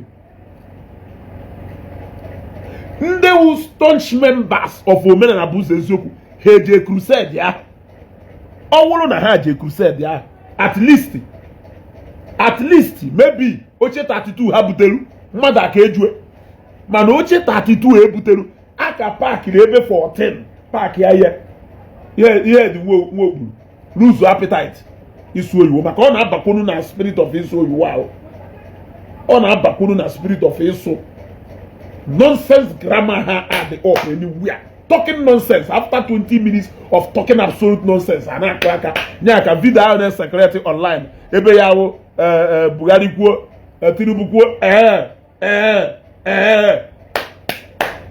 onye ọ na-akụ aka owulu na meseji ha na-spread na-aga that crusade aka record at least a turnout of over 100 people owulu na ịma ha na inwe ha anya jee nenegharị ya video nke eme na nga ọkpala. That is to show you that the ministry is moving to the permanent site. jee nene nke a eme na 1st of February iwe mmalụ na ministry is moving to the permanent site. kwadogodo onwe ya akwado na ụnụ akwadobo unu enweghị structure unu ka dị confused unu enweghị unity of language unu enweghị unity of opinion unu enweghị unity of target unu adịghị eji ofu ebe unu niile na-agba na different goalpost akpọta mmadụ 10 n'ime unu gasa mmadụ 10 a na-akọ nonsense. Maazị Dibia sụrụ oyiwo nke ọ na-epromote oke ite na dibia ọ na-agwọ ihe ga asụrụ oyiwo nke sị na Bible ka ya na-anọ. Mathias a confuse onwe sị na o believe na spiritual powers mana ọ na-alụọ na village be ha ọ dọnọrọ na compound na-egbu ọkụkọ n'ọdọ ọgwụ. Onye ka ọ na-egburu ọkụkọ ahụ? Mmụ ka ọ na-egburu ogbucha ka o je siere na kishin wee na-eme ọbịa maka na m bịara Enugu. Mmụ ka ọ na-egburu ọkụkọ ahụ ọ na-egburu n'etiti ebe ahụ emechara jama mfuru ebe niile hapụ ebe ahụ open gụnụ ụda ebe ahụ a na-egburu ọkụkọ ahụ ọmụmụ ka a na-egburu ọkụkọ. Mmụọ a na-egburu ọkụkọ ahụ ọ ya pụta fisikali bịalacha ọbara ọkụkọ ahụ ka spiritually ka a na-eme spet na onye were ọbara ọkụkọ ahụ deceive we na onwe unu mekona dey play unu ya esi etu a bụ onwe unu ike nya level anyị na-aba kịta awụ kingdom unu against kingdom unu unu na-agba onwe unu etu ahụ unu si wee nwe different interest groups but one common enemy which is the church. Etu unu si wee nwe different conflicting interests unu achọbodo i discuss unu achọbo i discuss ya because onye nke kweta n'oke ite cannot condemn onye nke kweta n'oke ite. There was a time ọdụka Maazị Dibia jeru church Mathias. I have forgotten na that ife mere Enugu na invite as a guest but I know they are working together. Ma no native doctor ka ọwụ. Yeah? Mana no native doctor ka ọwụ and he is busy all over the internet defending Okite. Na-agwaghị na Okite women and Igbo. Mgbe this guy a na-akpọ be wise ka ọgụnụ ka onye amụma Arinji ji wee chọpụta na ọhụrụ na ofu goalpost ka ha na-agba o wee call ya out wee gwe na ọ ghọta ha ife ọ na-eme na anya na ha wee achụ anụ mana na ọ na-achọzi ịgwa ha na ọkpa ha dụka ọkpa anụ na ọhụkwa ife ọ na-eme wukwa ife ha na-eprishi mgbe a ka ọ dị dawn on him that there are so many interest group but na fancha niile for church as a common threat. So even in their different missions, they chose to unite and fight that common threat, which is the church. You think we don't know? We know. Kingdom against kingdom. Soluda Bianapoya the highest tone. There will be a time when we will make sure you people will be spreading this message. Somebody say hallelujah. There will come a time when we will make sure or Zion. Yeah, they spread this message. You gotta go. Ndo dog. Solude Puaribohono hancha niile egosiwa na their true color. Hamasta n'ike. Onye Eze Jesus has run away from Ogwu, to associate himself from Dibia, but decided to introduce Pool of Bethesda. Okongwu Dibia have pounced on Mathias. Wee wolu mmehie niile dịka anyị narị ekwu wori na mbụ. Maka na onwe ife niile o kwuru maka Mathias wụ ife ọfụ do different from nke anyị na-ekwu since. That is the truth. Mana ọ yari emecha kwuo nke anyị amahọ. Mathias declare go wee sị ịmalụ na Okongwu Dibia na jikifa napụrụ ya ego gobia gbe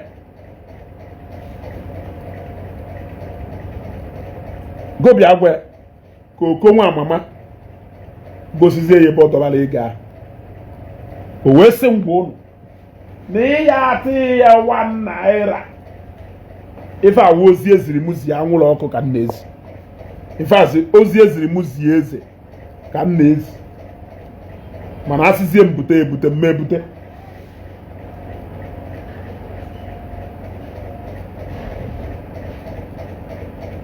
Ịghọtago?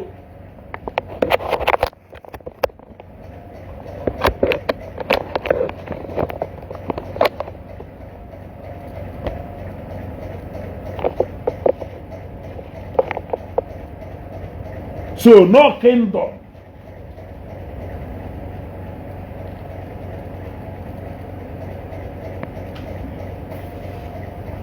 rising up against kingdom. Onu yemela finishing of this job. It has been a very interesting job all this while.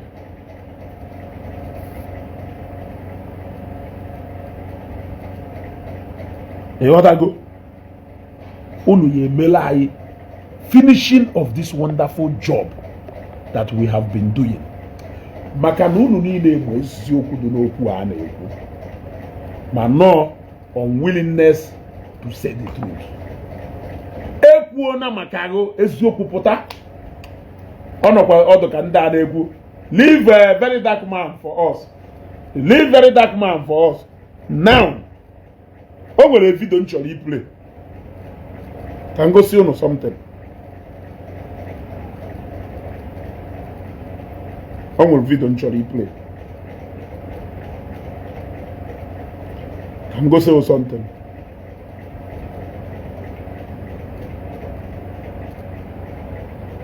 May change gwa na change. Ofu ebe ka mma akwụ.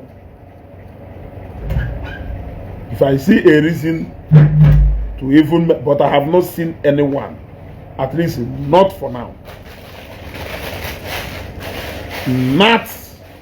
Not for now. Ma okwu ndị kwuru okwu. Kelebe onye ama. Kelee.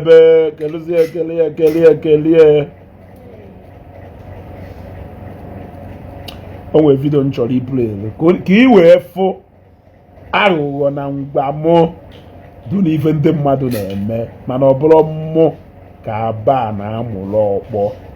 Gọm gwara ya oti ọkpọ ọkwara ya maka ihe eti oti ọkpọ na maka ihe eti ọkpọ ga ahụ. Ghọtago? Oti ọkpọ na-eti ana maka na ọ na-ana ka ị ga-eti ọkpọ, ọ bụrụ na ahụ m ka ihe eti dị ọkpọ. Yes, ka m gosi gị vidio mmadụ melu. Ka m gosi gị vidio mmadụ melu ka ị wee mmalụ na ancha niile ya emecha. Geenụ this guy ntị. This Ezeaku Globus is solidly behind this evil every day. This Ezeaku Globus came out on the public social media without being afraid. Ebuka Mbaka.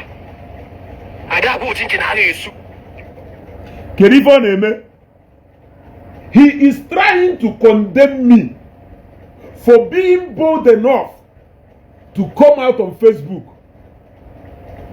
to address Mbaka. Because of what? Reverend Father Ejike Mbaka is his God. He sees him as a God. So he feels that nobody born of a woman is fit enough to address Father Mbaka. I don't have any problem with that. On area, can go see Zege problem with him. Can go see I am trying to generalize all these guys. They are united. A lot of people know. These are people with different interests. But because they have one common enemy, they will find a way to unite. To fight that common enemy just to achieve their individual interest in the matter. Negative. People are busy insulting this man, joking him, making fun of him, without people batting your eyelids. Now people, Ebuka Obi, bloggers. If you ever know a problem with him, and we have problem with him, say that Nama to Hegu, he mentioned Reverend Father Mbaka. But even knows we problem with him, not according the same respect to Evangelist Ebuka Obi, who so many others sees as much as a 12 Osiafo, Reverend Father Mbaka. Owe say, Owe God. Can quote in his language because also in a moon where God, Ebuka Father Mbaka address here. Owe God. He make a poem. Where sin and the Mozi Evangelist Ebuka Obi bloggers. Okay, for or Kolos Kaala Kaago. That is why in Juwebon. You people cannot reduce me to your level on this Facebook. Otiopo wanakineti. Ikucha umweukineba. Mba anabalago. Nka ngba na Monday. But on Saturday, I will repeat exactly the same thing. Mark your minute. Because I'm a change before where you are trying to make Father Mbaka sacred, you are there trying to talk down on another man. You are simply defending your interest in that matter, forgetting that I have my own interest too. What makes you think that your interest will supersede my own? Your interest is your interest. It's that either you choose to stay in your own lane, I stay in my own lane. The moment you try to interfere in my own lane, one name, I will also come across to where you are. What I go? They gente. Go chanting, I go chana banya. Came with Ife. And I'm a study, study of my different way we go. Negent. If we phone a balumba, Mbani no on a Facebook car, we bath over how many minutes? Mbaka kone defend. Mbaka kone defend you. I can Mbaka with any atoto. Nobody should even talk to him. He is the holy of all holiest. He is untouchable. Chineke yakpo this guy yoko. Chineke yakpo this guy yoko. And the rest of them, the Jonah higher respect you on Facebook. Negente.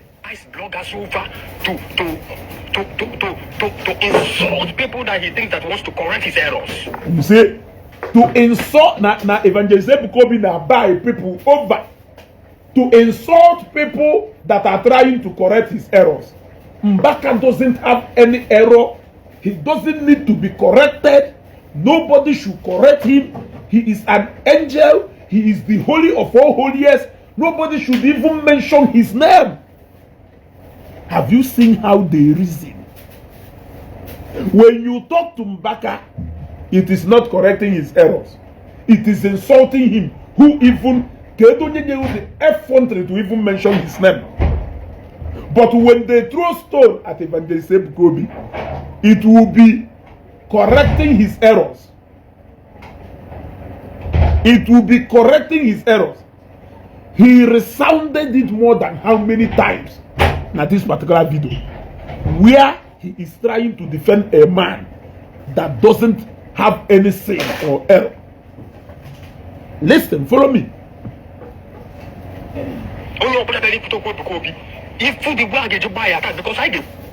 Onye ọ na-achọrọ ikwute okwu Ebuka Obi, ifu the way anyị esi wee gbe because anyị ekwu okwu.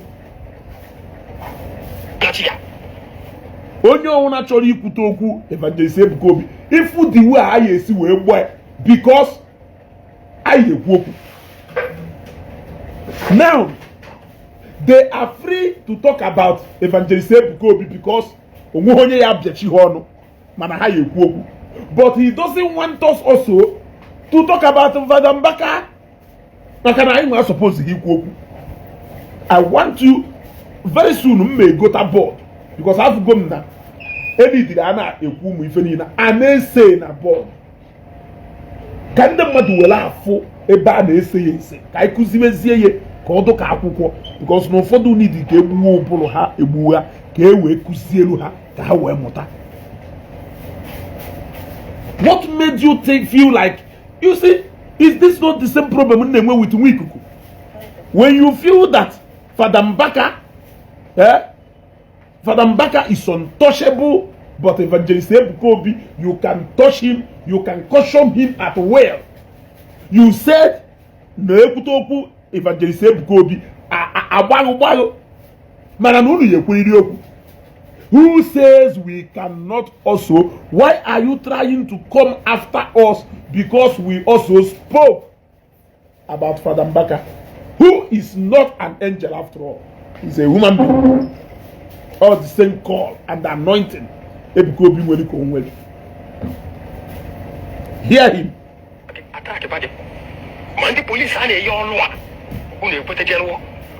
I'm only talking about your errors.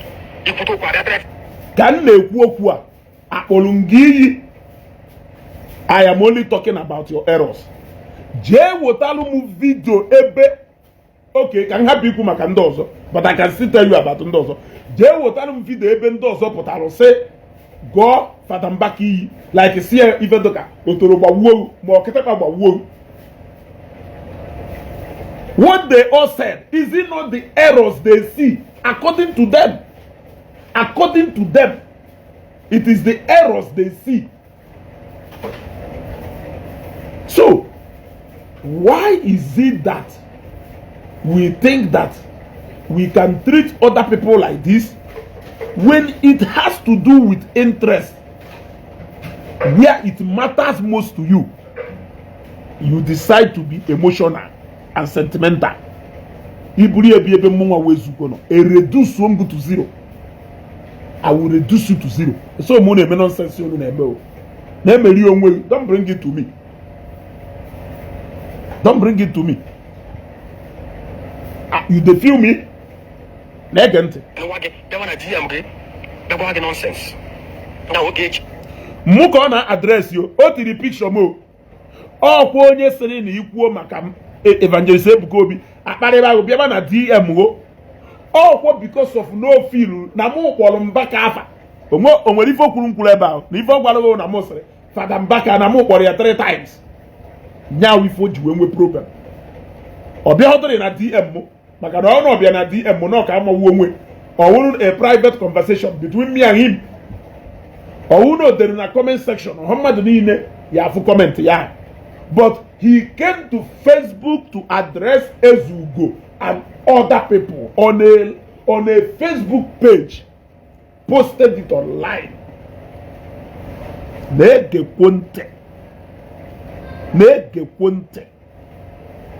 Listen. You want to apologize, which means okay, apology. Okay, apology, there will be trouble. Disaster. Because too many things will open, these people will fight her. If she venture and apologize, apology. If Ogechi apologize, that will be disaster. If Ogechi venture to apologize to Father Mbaka, too many secrets will open. Too many secrets that we don't know will open. This is beyond saga. Attain Bareni Godinokwa. There's a strong hand of the Holy Spirit. Because when you say that you are trying to control, why can't you think twice? Why can't you use your brain? Kelonyo na refer to all this why. He is referring to Zion Ministry and Evangelist Ebuka Obi. Ifugoye, have you seen it? Let us continue.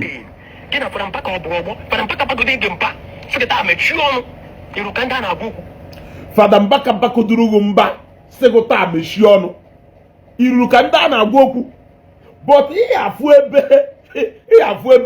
offered to Evangelist Ebuka Obi na the way Osi Ekwoku that no day Ekwoku ka a true man of God. You see, do not bring your emotion to us. I don't care to know where your emotion. I don't care, my brother. I don't care.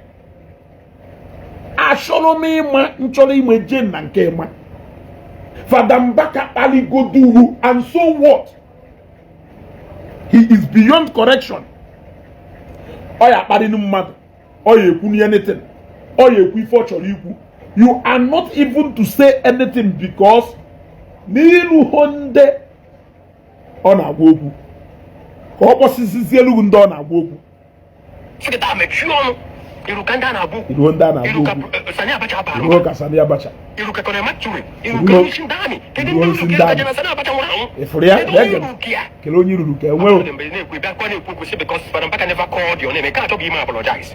You want to apologize. Your own days will be worse than that of the park. Who made an apology to Father Mbaka. Yeah, can't you? Because I ran up on you. Who Maria Father Mbaka the will your game. Mariani and the will your game. Now Father Mbaka who may yanka may yanka. Father Mbaka with phone ya. In as much as no be prison, but some will the phone ya. Or IG or police. Okay for. Because I will never come out of detention. No matter. Oh, well, ever ye again in a broadcast here, boss. I never with connection. Then we're gonna. Oboson, Father Mbaka will the phone here. Or IG of police. Because Zion will never come out of police detention. Make on a play.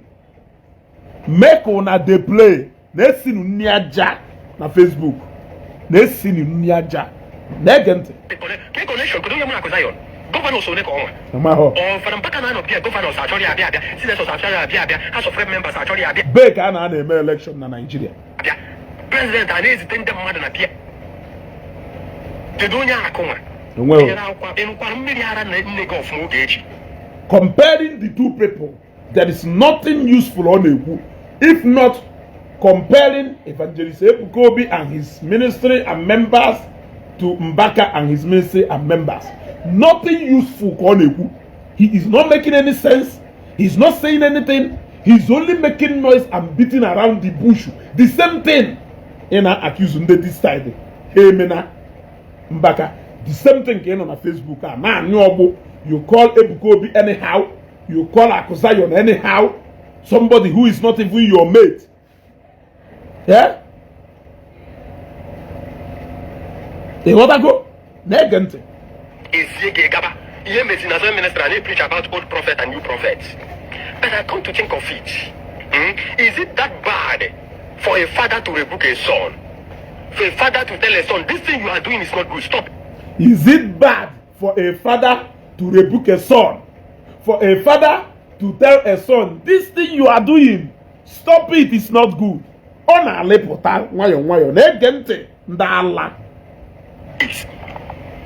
If the preaching of the man of God virtually affected you, why can't you go to God in prayer? If the preaching of man of God virtually affects you, why can't you go to God in prayer? And Evangelist Ebuka Obi is the man of devil. He is not man of God. Father Mbaka is the only man of God in Nigeria. He is the only man of God in Nigeria. So therefore, he is the only one who is entitled to preach to people, and people cannot preach to him. Make on at the play. Come to think of that. If the preaching of a father to rebuke a son,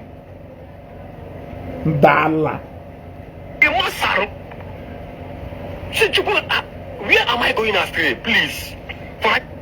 And Mbaka is not going astray.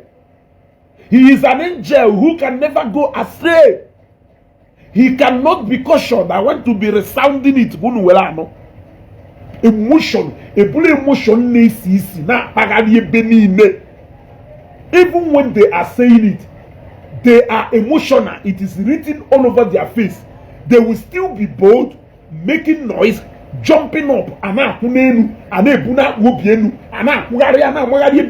When you know that you are defending leather seat, why I am defending fabric? Or you are defending fabric, why I am defending leather seat? Respect the leather seat I am sitting on so that I can respect the fabric you are sitting on.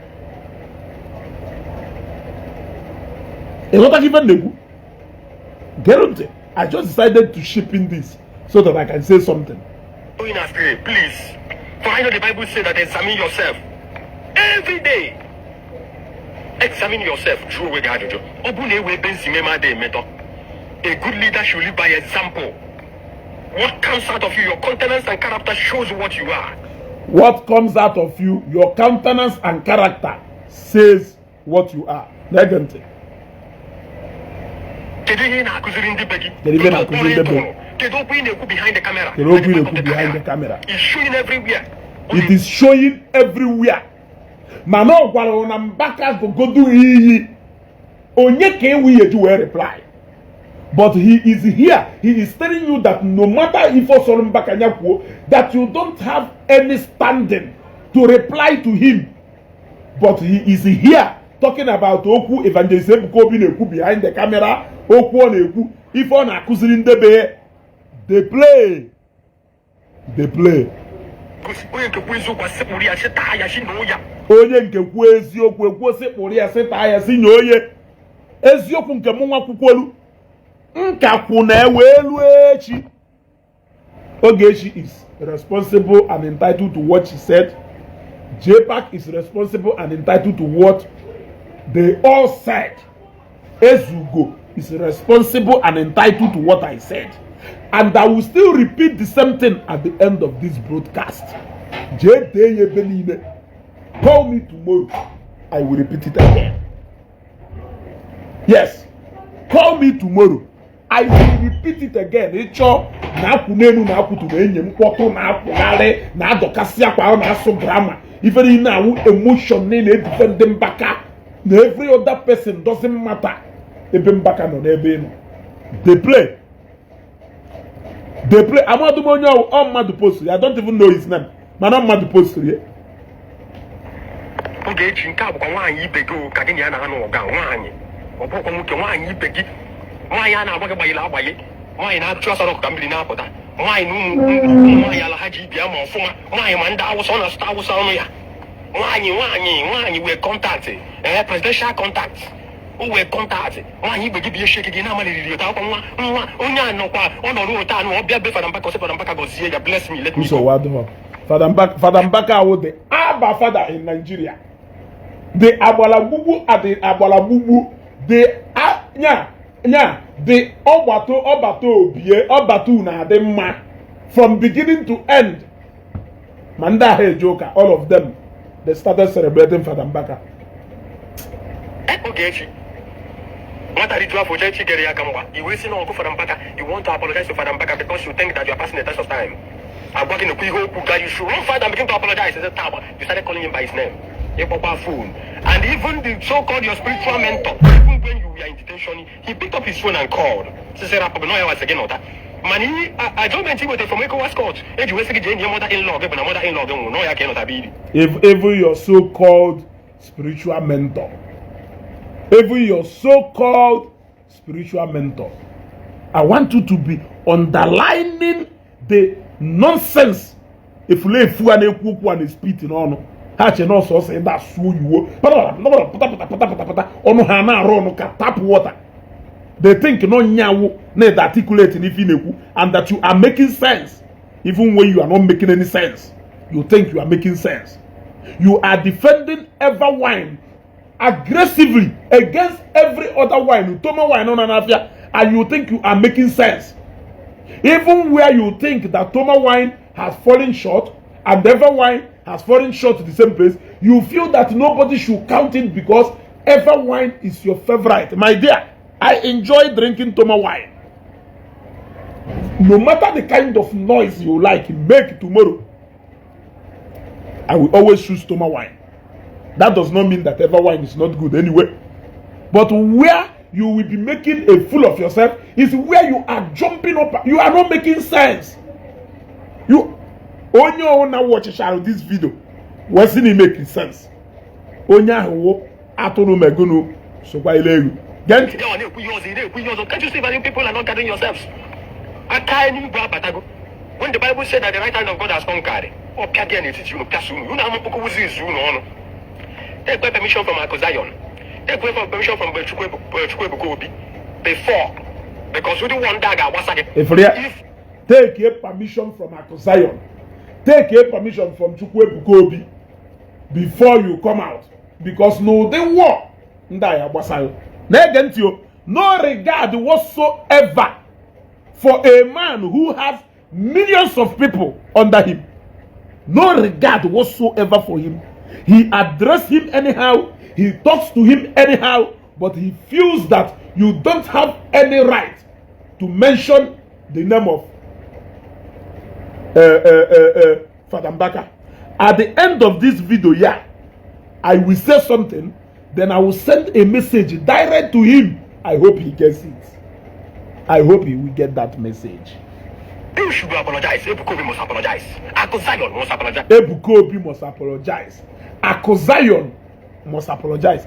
Thank God that now this video, he has proven it right that Reverend Father Mbaka was actually addressing Evangelist Ebuka Obi, because he said, by the way, what is so wrong in a father trying to caution his son? He said it. So meaning that against what they have been saying, that Father Mbaka wasn't talking to Evangelist Ebuka Obi, that it was him that he was talking to after all. So meaning that all manner of reply he got from Zion Ministry, what after all. You see, but you shows that if Mbaka Kuluna camera about Ebuka Obi, it is the truth. But what the reprise on behalf of Ebuka Obi Kulu, they are false. Therefore, Ebuka Obi must apologize to Mbaka and tell him thank you for saying everything Okuru Make. Then every other person who says something about Mbaka must also apologize to Mbaka. They play. Or we may apologize and make a wahala go and work it down. Okay, you see. When we refer pattern you will play this voice note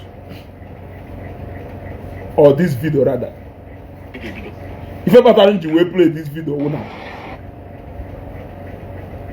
when something actually address before me share this broadcast. Can even actually address? I have a bit from maybe Mathias and Kelafe, Okongwu Dibia. Before I met you. As you go, I wouldn't so nande na bia na comment section mo. Abia gbam. As you go, you will go Makefa Makambaka. Chineke. O we wulu ni na ekwu okwu ojo maka Evangelist Ebuka Obi. Chineke ya owo times 100. If you believe that Mbaka is God's anointed, but Evangelist Ebuka Obi udako keterie oblomano eteri ibe keterie no udako keterie. What did I say? I said that Father Mbaka was wrong na the way he handled that matter. Nearly so on Facebook that time. Let me repeat it again. What happened? You came on Facebook on a Sunday. You said something and you used a slogan that is well known among a particular congregation in Nigeria. You said that particular thing exactly the same time. Let me tell you, for some of you now, manenu, na kunenu, na kusinana. Onwehi fa accuse evangelist Ebuka Obi tata na Nigeria. Accuse Mbaka the same thing 1,000 times. Ohomutiri Mbaka why? Ohomu Professor Kelafaya tiri Mbaka why? Ohomu Nigerians that we are calling him all out na Facebook. Oblomu. When any single thing I accuse evangelist Ebuka Obi today, I accuse Mbaka of Onye conjuration, as some of you do. So daft. I don't mean to insult you. What evangelist Ebuka Obi was passing through out of that time, Mbaka passed through it. If you are saying that people were right about what they were saying about evangelist Ebuka Obi, I will tell you here that people were also right about what they were saying about Father Mbaka. Evangelist Ebuka Obi has been accused of being a fake prophet, doing a arranged miracle. Father Mbaka was also accused of being a fake prophet and also doing fake miracles. Every single thing I accuse Golonya of the same thing. You came out at that sensitive time to come and give that kind of message, giving people a direction of where you are addressing that message to. Even when that message became controversial, I expected you to come out and clarify and clear the air so that people will know that that is not whom you are addressing.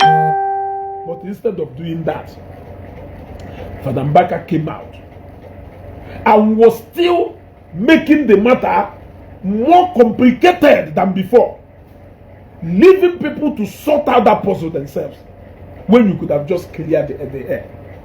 Now, when the people you were addressing rose now against you, your members started making noise all over the place, thinking that Christianity or the work of God is all about result for you people there in adoration. They play.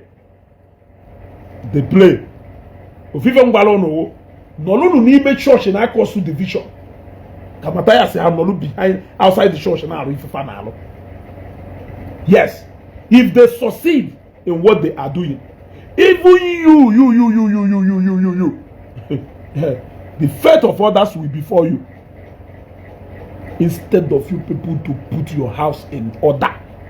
No, internal ogo that will not take anybody to anywhere. Can even do wrong. Even do wrong. Or can all openly that an evangelist Ebuka Obi marriage, you know, fake prophet. Nkulu na mosere na the way Mbaka will address that matter. Not very wrong.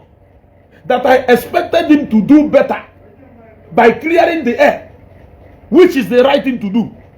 Because no one will clear air. Those two congregations will not jump on each other. These are two congregations of people, do more than 10 million people. You have your followers, this person will follow us, and don't know what happened at the same fire. You are chasing the same goal. Your destinations with the same place. Say, what would have brought that banter? If not that, no one will feel now. People misunderstand the if you come out and clear the air. I cited an example of what Evangelist Ebuka Obi did during the time of Mountain of Fire. When they were trying to make that matter go out of track, can the Mountain of Fire feel okay, yes, and that now more because of this. Evangelist Ebuka Obi came out and cleared the air. He even said that he picked up his phone and called the pastor, general overseer of Mountain of Fire. That is crisis management. When you fail to do that, it means that you were well prepared for that matter. You were so intentional, you were so deliberate, and you were so direct in what you were doing. Was that what I did wrong? I owe nobody any apology for saying that, because I was right. You are only so emotional. I did not even say that Mbaka had the fake. I even made a video 2 days after that. I said, the caption of that video, do you think that if Mbaka Meru put anointing into question? I answered it and I said no, that Mbaka is still an anointed man of God, that he still have the call and the anointing of God upon him, but we are all prone to make mistakes as human beings. Yes, that it may be that no, his human nature, he acted out of his human nature, but that does not mean that the anointing of God has departed from him. But because you were too emotional and sensitive, because you think all of us must be thinking in the same direction, you are thinking. You came out, you now shout, as you go, who are you to talk for Mbaka? Why call no munu na Facebook out? Facebook out mandala manditi. Onye boy ha camera, onye njem photo na akwu n'elu. Onye ke na akwu na l'elu. Yeah? Na nna wu ọkachi Igbo, na nna wu omenancha, na nna wu Ezeaku. Are you going to say that na nna m enweghị ife ọwụ to me? Nna m na-egoro private jet na-emere gị ife niile. Nna m na-egoro nwa akpụkpụ na-enye nwa ego femfem nji eri ọkpa. It means a lot to me. I will appreciate him as much as you appreciate your father. But any day you want us to talk objectively about our fathers, we will come and discuss our fathers in a plain manner. But the moment him follow the official, he defend your father. Come up my father, I will rise up in defense, and I will owe you no apology about it. They wanna go. When they are na Korea maka nwunye, Korea maka nwunye. Onwe ife nwunye unu na adọ mma, igwe nyanwa gwakwa nke nwunye na-eme adọ mma. Mana ọ na-epụtazie ị na-agwa esi ife nwunye unu na-eme adọ mma, nyanwa na-agwa ụsọ na nke ewu angel na nke ewu angel. Gbafelukwo na aghụghọ ka ọ. Aghụghọ ka ọ na-aghụghọ. Aghụghọ ka ọ na-aghụghọ. So, unu chọọ menu video from tata to echi niile. Okay, for that stand, I owe nobody any apology about that. Nobody. Nobody. If you found what I said insulting, then I want you to know what you have done to Evangelist Ebuka Obi. You have not only insulted him, you have accused him, you have humiliated him, you have bullied him in just this video. Because in all this video, you painted an image of a devil to people. And you think you are right.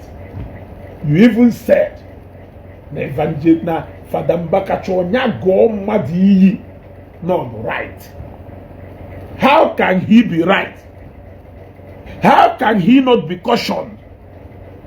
But you mentioned Ebuka Obi anyhow, even where they are trying to caution you about Mbaka, they are busy insulting Evangelist Ebuka Obi.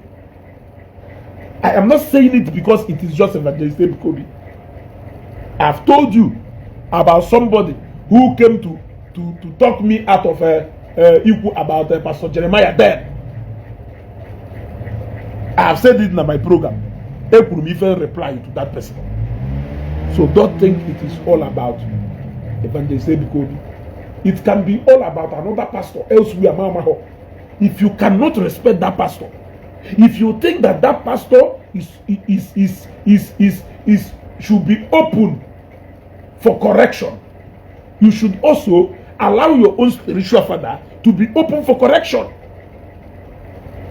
If you think that that pastor deserves to be talked to, you should also know that your own spiritual father deserves to be talked to. But what we see on Facebook here is where people want to bully other people to silence. For example, where they felt like they can talk about Ebuka Obi in any manner they want to talk about him. They can talk about Pastor Jeremiah in any way they want to talk about him. They can talk about Mbaka in any way they want to talk about him. But the moment you open your mouth to talk about Mathias, they will all rise up against you. Look at these people who are defending Very Dark Man today. They can, no matter what you do or say, the moment you mention Very Dark Man, the man is sure I go home. But if you see the way they will be mentioning Jeremiah, Ebuka Obi, you are Ebuka Obi servant, he is sending you people, you are. If you see the way they mention people's name, they cannot even reply to your comment without mentioning somebody's name. They cannot even give you an honest reply to your comment without mentioning anybody's name. You cannot expect to receive what you cannot give. It is in my dictionary. Treat other people the way you will want others to treat you. It is in my dictionary. Always put other people in your, always put yourself in other people's shoes. It is very much in my dictionary. Overlook these three things, you are on your own, because I can never reason with you. There is always a way we can come halfway to talk about errors, to talk about mistakes, to discuss issues. I have maintained, if it is not objectively, if it is not constructively to your tent, O Israel, if it is in a destructive manner, you cannot tell me the level in which I can go, because of problem will determine the level legal. They want to go. So I don't know what you have in your dictionary, but I have just told you what I have in my own dictionary. Okay, for Mathias na nando kafa sinsi. Okongwu Dibia meshio no na atoye hani shia just no believe ka Mathias kwuru make ogubodu quarter of ifo kwugoro maka ndị ọzọ emapụta na turn overnight we woye na na we koto ye we kolife ni we bwe because no kwugo maka go iwe filuo ife ndị ọzọ na-efilu ha ji respond to him in the manner as he responded to him. Just one time go mention Olafa, you have given him more than 50% reply you only need. Even if you don't reply to him next tomorrow, you have said more than enough, because you just summarized 3 years or 5 years of Mathias into 15 minutes video or less than 10 minutes video. So you don't actually need to say anything again, because you have said it all. Because he just mentioned your name. Manona no onye ọzọ onwe ndị pụtara ka ha kwuo maka onye a ịkọtọwa fa ngụnwa na-edifend Fada Mbaka now ewe njụkwa ha ajụjụ a wee sị ya kere ife dị iche from onye ahụ na-edifend Evangelist Ebuka Obi, kere ife dị iche from onye ahụ na-edifend Mathias. Ajụjụ ka m jụrụ, kere ife dị iche from a rattle gang member they defend the Very Dark Man? Have you not seen that in Ife? You cannot accept the errors of VDM when people talk to you. No, let's go. Don't mention VDM name. Stop mentioning his name. Paul Mathias. Let's go. Kerifina Paul Mathias. Igbo Ebuka Obi asengu kerifi na akpọrọ Ebuka Obi ekpọ Mbaka nwa ikuku na ndị otu ya mapụta ngwa na mapụta kwa ebe Fada Mbaka idu gudu n'ikwu maka onye ọzọ, idu gudu n'ikwu maka onye ọzọ.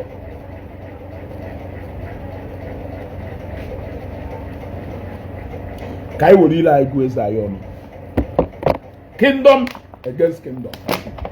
Kingdom against kingdom.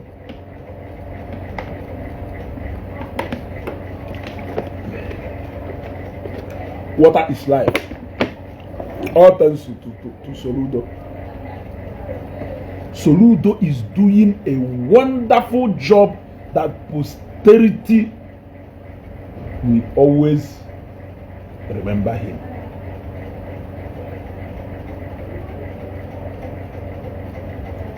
Posterity will reward Governor Soludo for doing a fantastic job in a time like this. Ewe Hochasiata from Oka. Ayi nwere ana na Asaba. Nwere Enugu. Asị onye na-agbaru ndị nwa Odibo asị onye na-agwọ oke ite. Hapụ a na anyị nwere n'Ọka maka Ọka dị na Anambra steeti. Hapụ nke anyị nwere n'Ụmụeri maka na Ụmụeri dị na Anambra steeti. Jee golu nke anyị nwere n'Imo steeti. Jee golu nke anyị nwere na Asaba. Golu nke anyị nwere Enugu. You can stand your Dibia ship or your Osafia and Dibia ebe. Na only Dibia na alụ ọjọbọ. Only work it Dibia. All now without AK it should be our first client. I will be the person to hand over his power of attorney and deed of assignment to him. Akana anya nji afụ ya. Anya nji afụ ya. Anya nji afụ ya.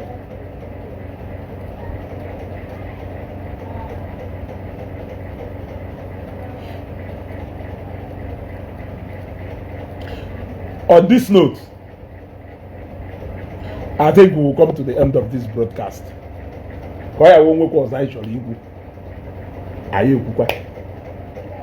respect each other through difficult. How emotion nka ha even najo. Ebugo nka ha mene oh ine go carry even ebe. But the same thing na accuse na na-eme. Akwanya ka ị na-eme. Weruzienu nke ị na-eme wee kala obi. Weru nke ị na-eme wee die nke m na-eme. Ka m weru nke m na-eme wee die nke ị na-eme. Ka Chineke gọzie okwu a. Okwu wee gbada na obi wee je mịa mkpụrụ. Ka o bugharịa ụbụrụ so that you can begin to reason well. I want you to know that you can never plant mango and go and harvest guava. It has never happened anywhere. You can never plant cashew nut. You go and harvest maize. Whatever you sow, that you shall reap. Although short of what is happening in Igbo.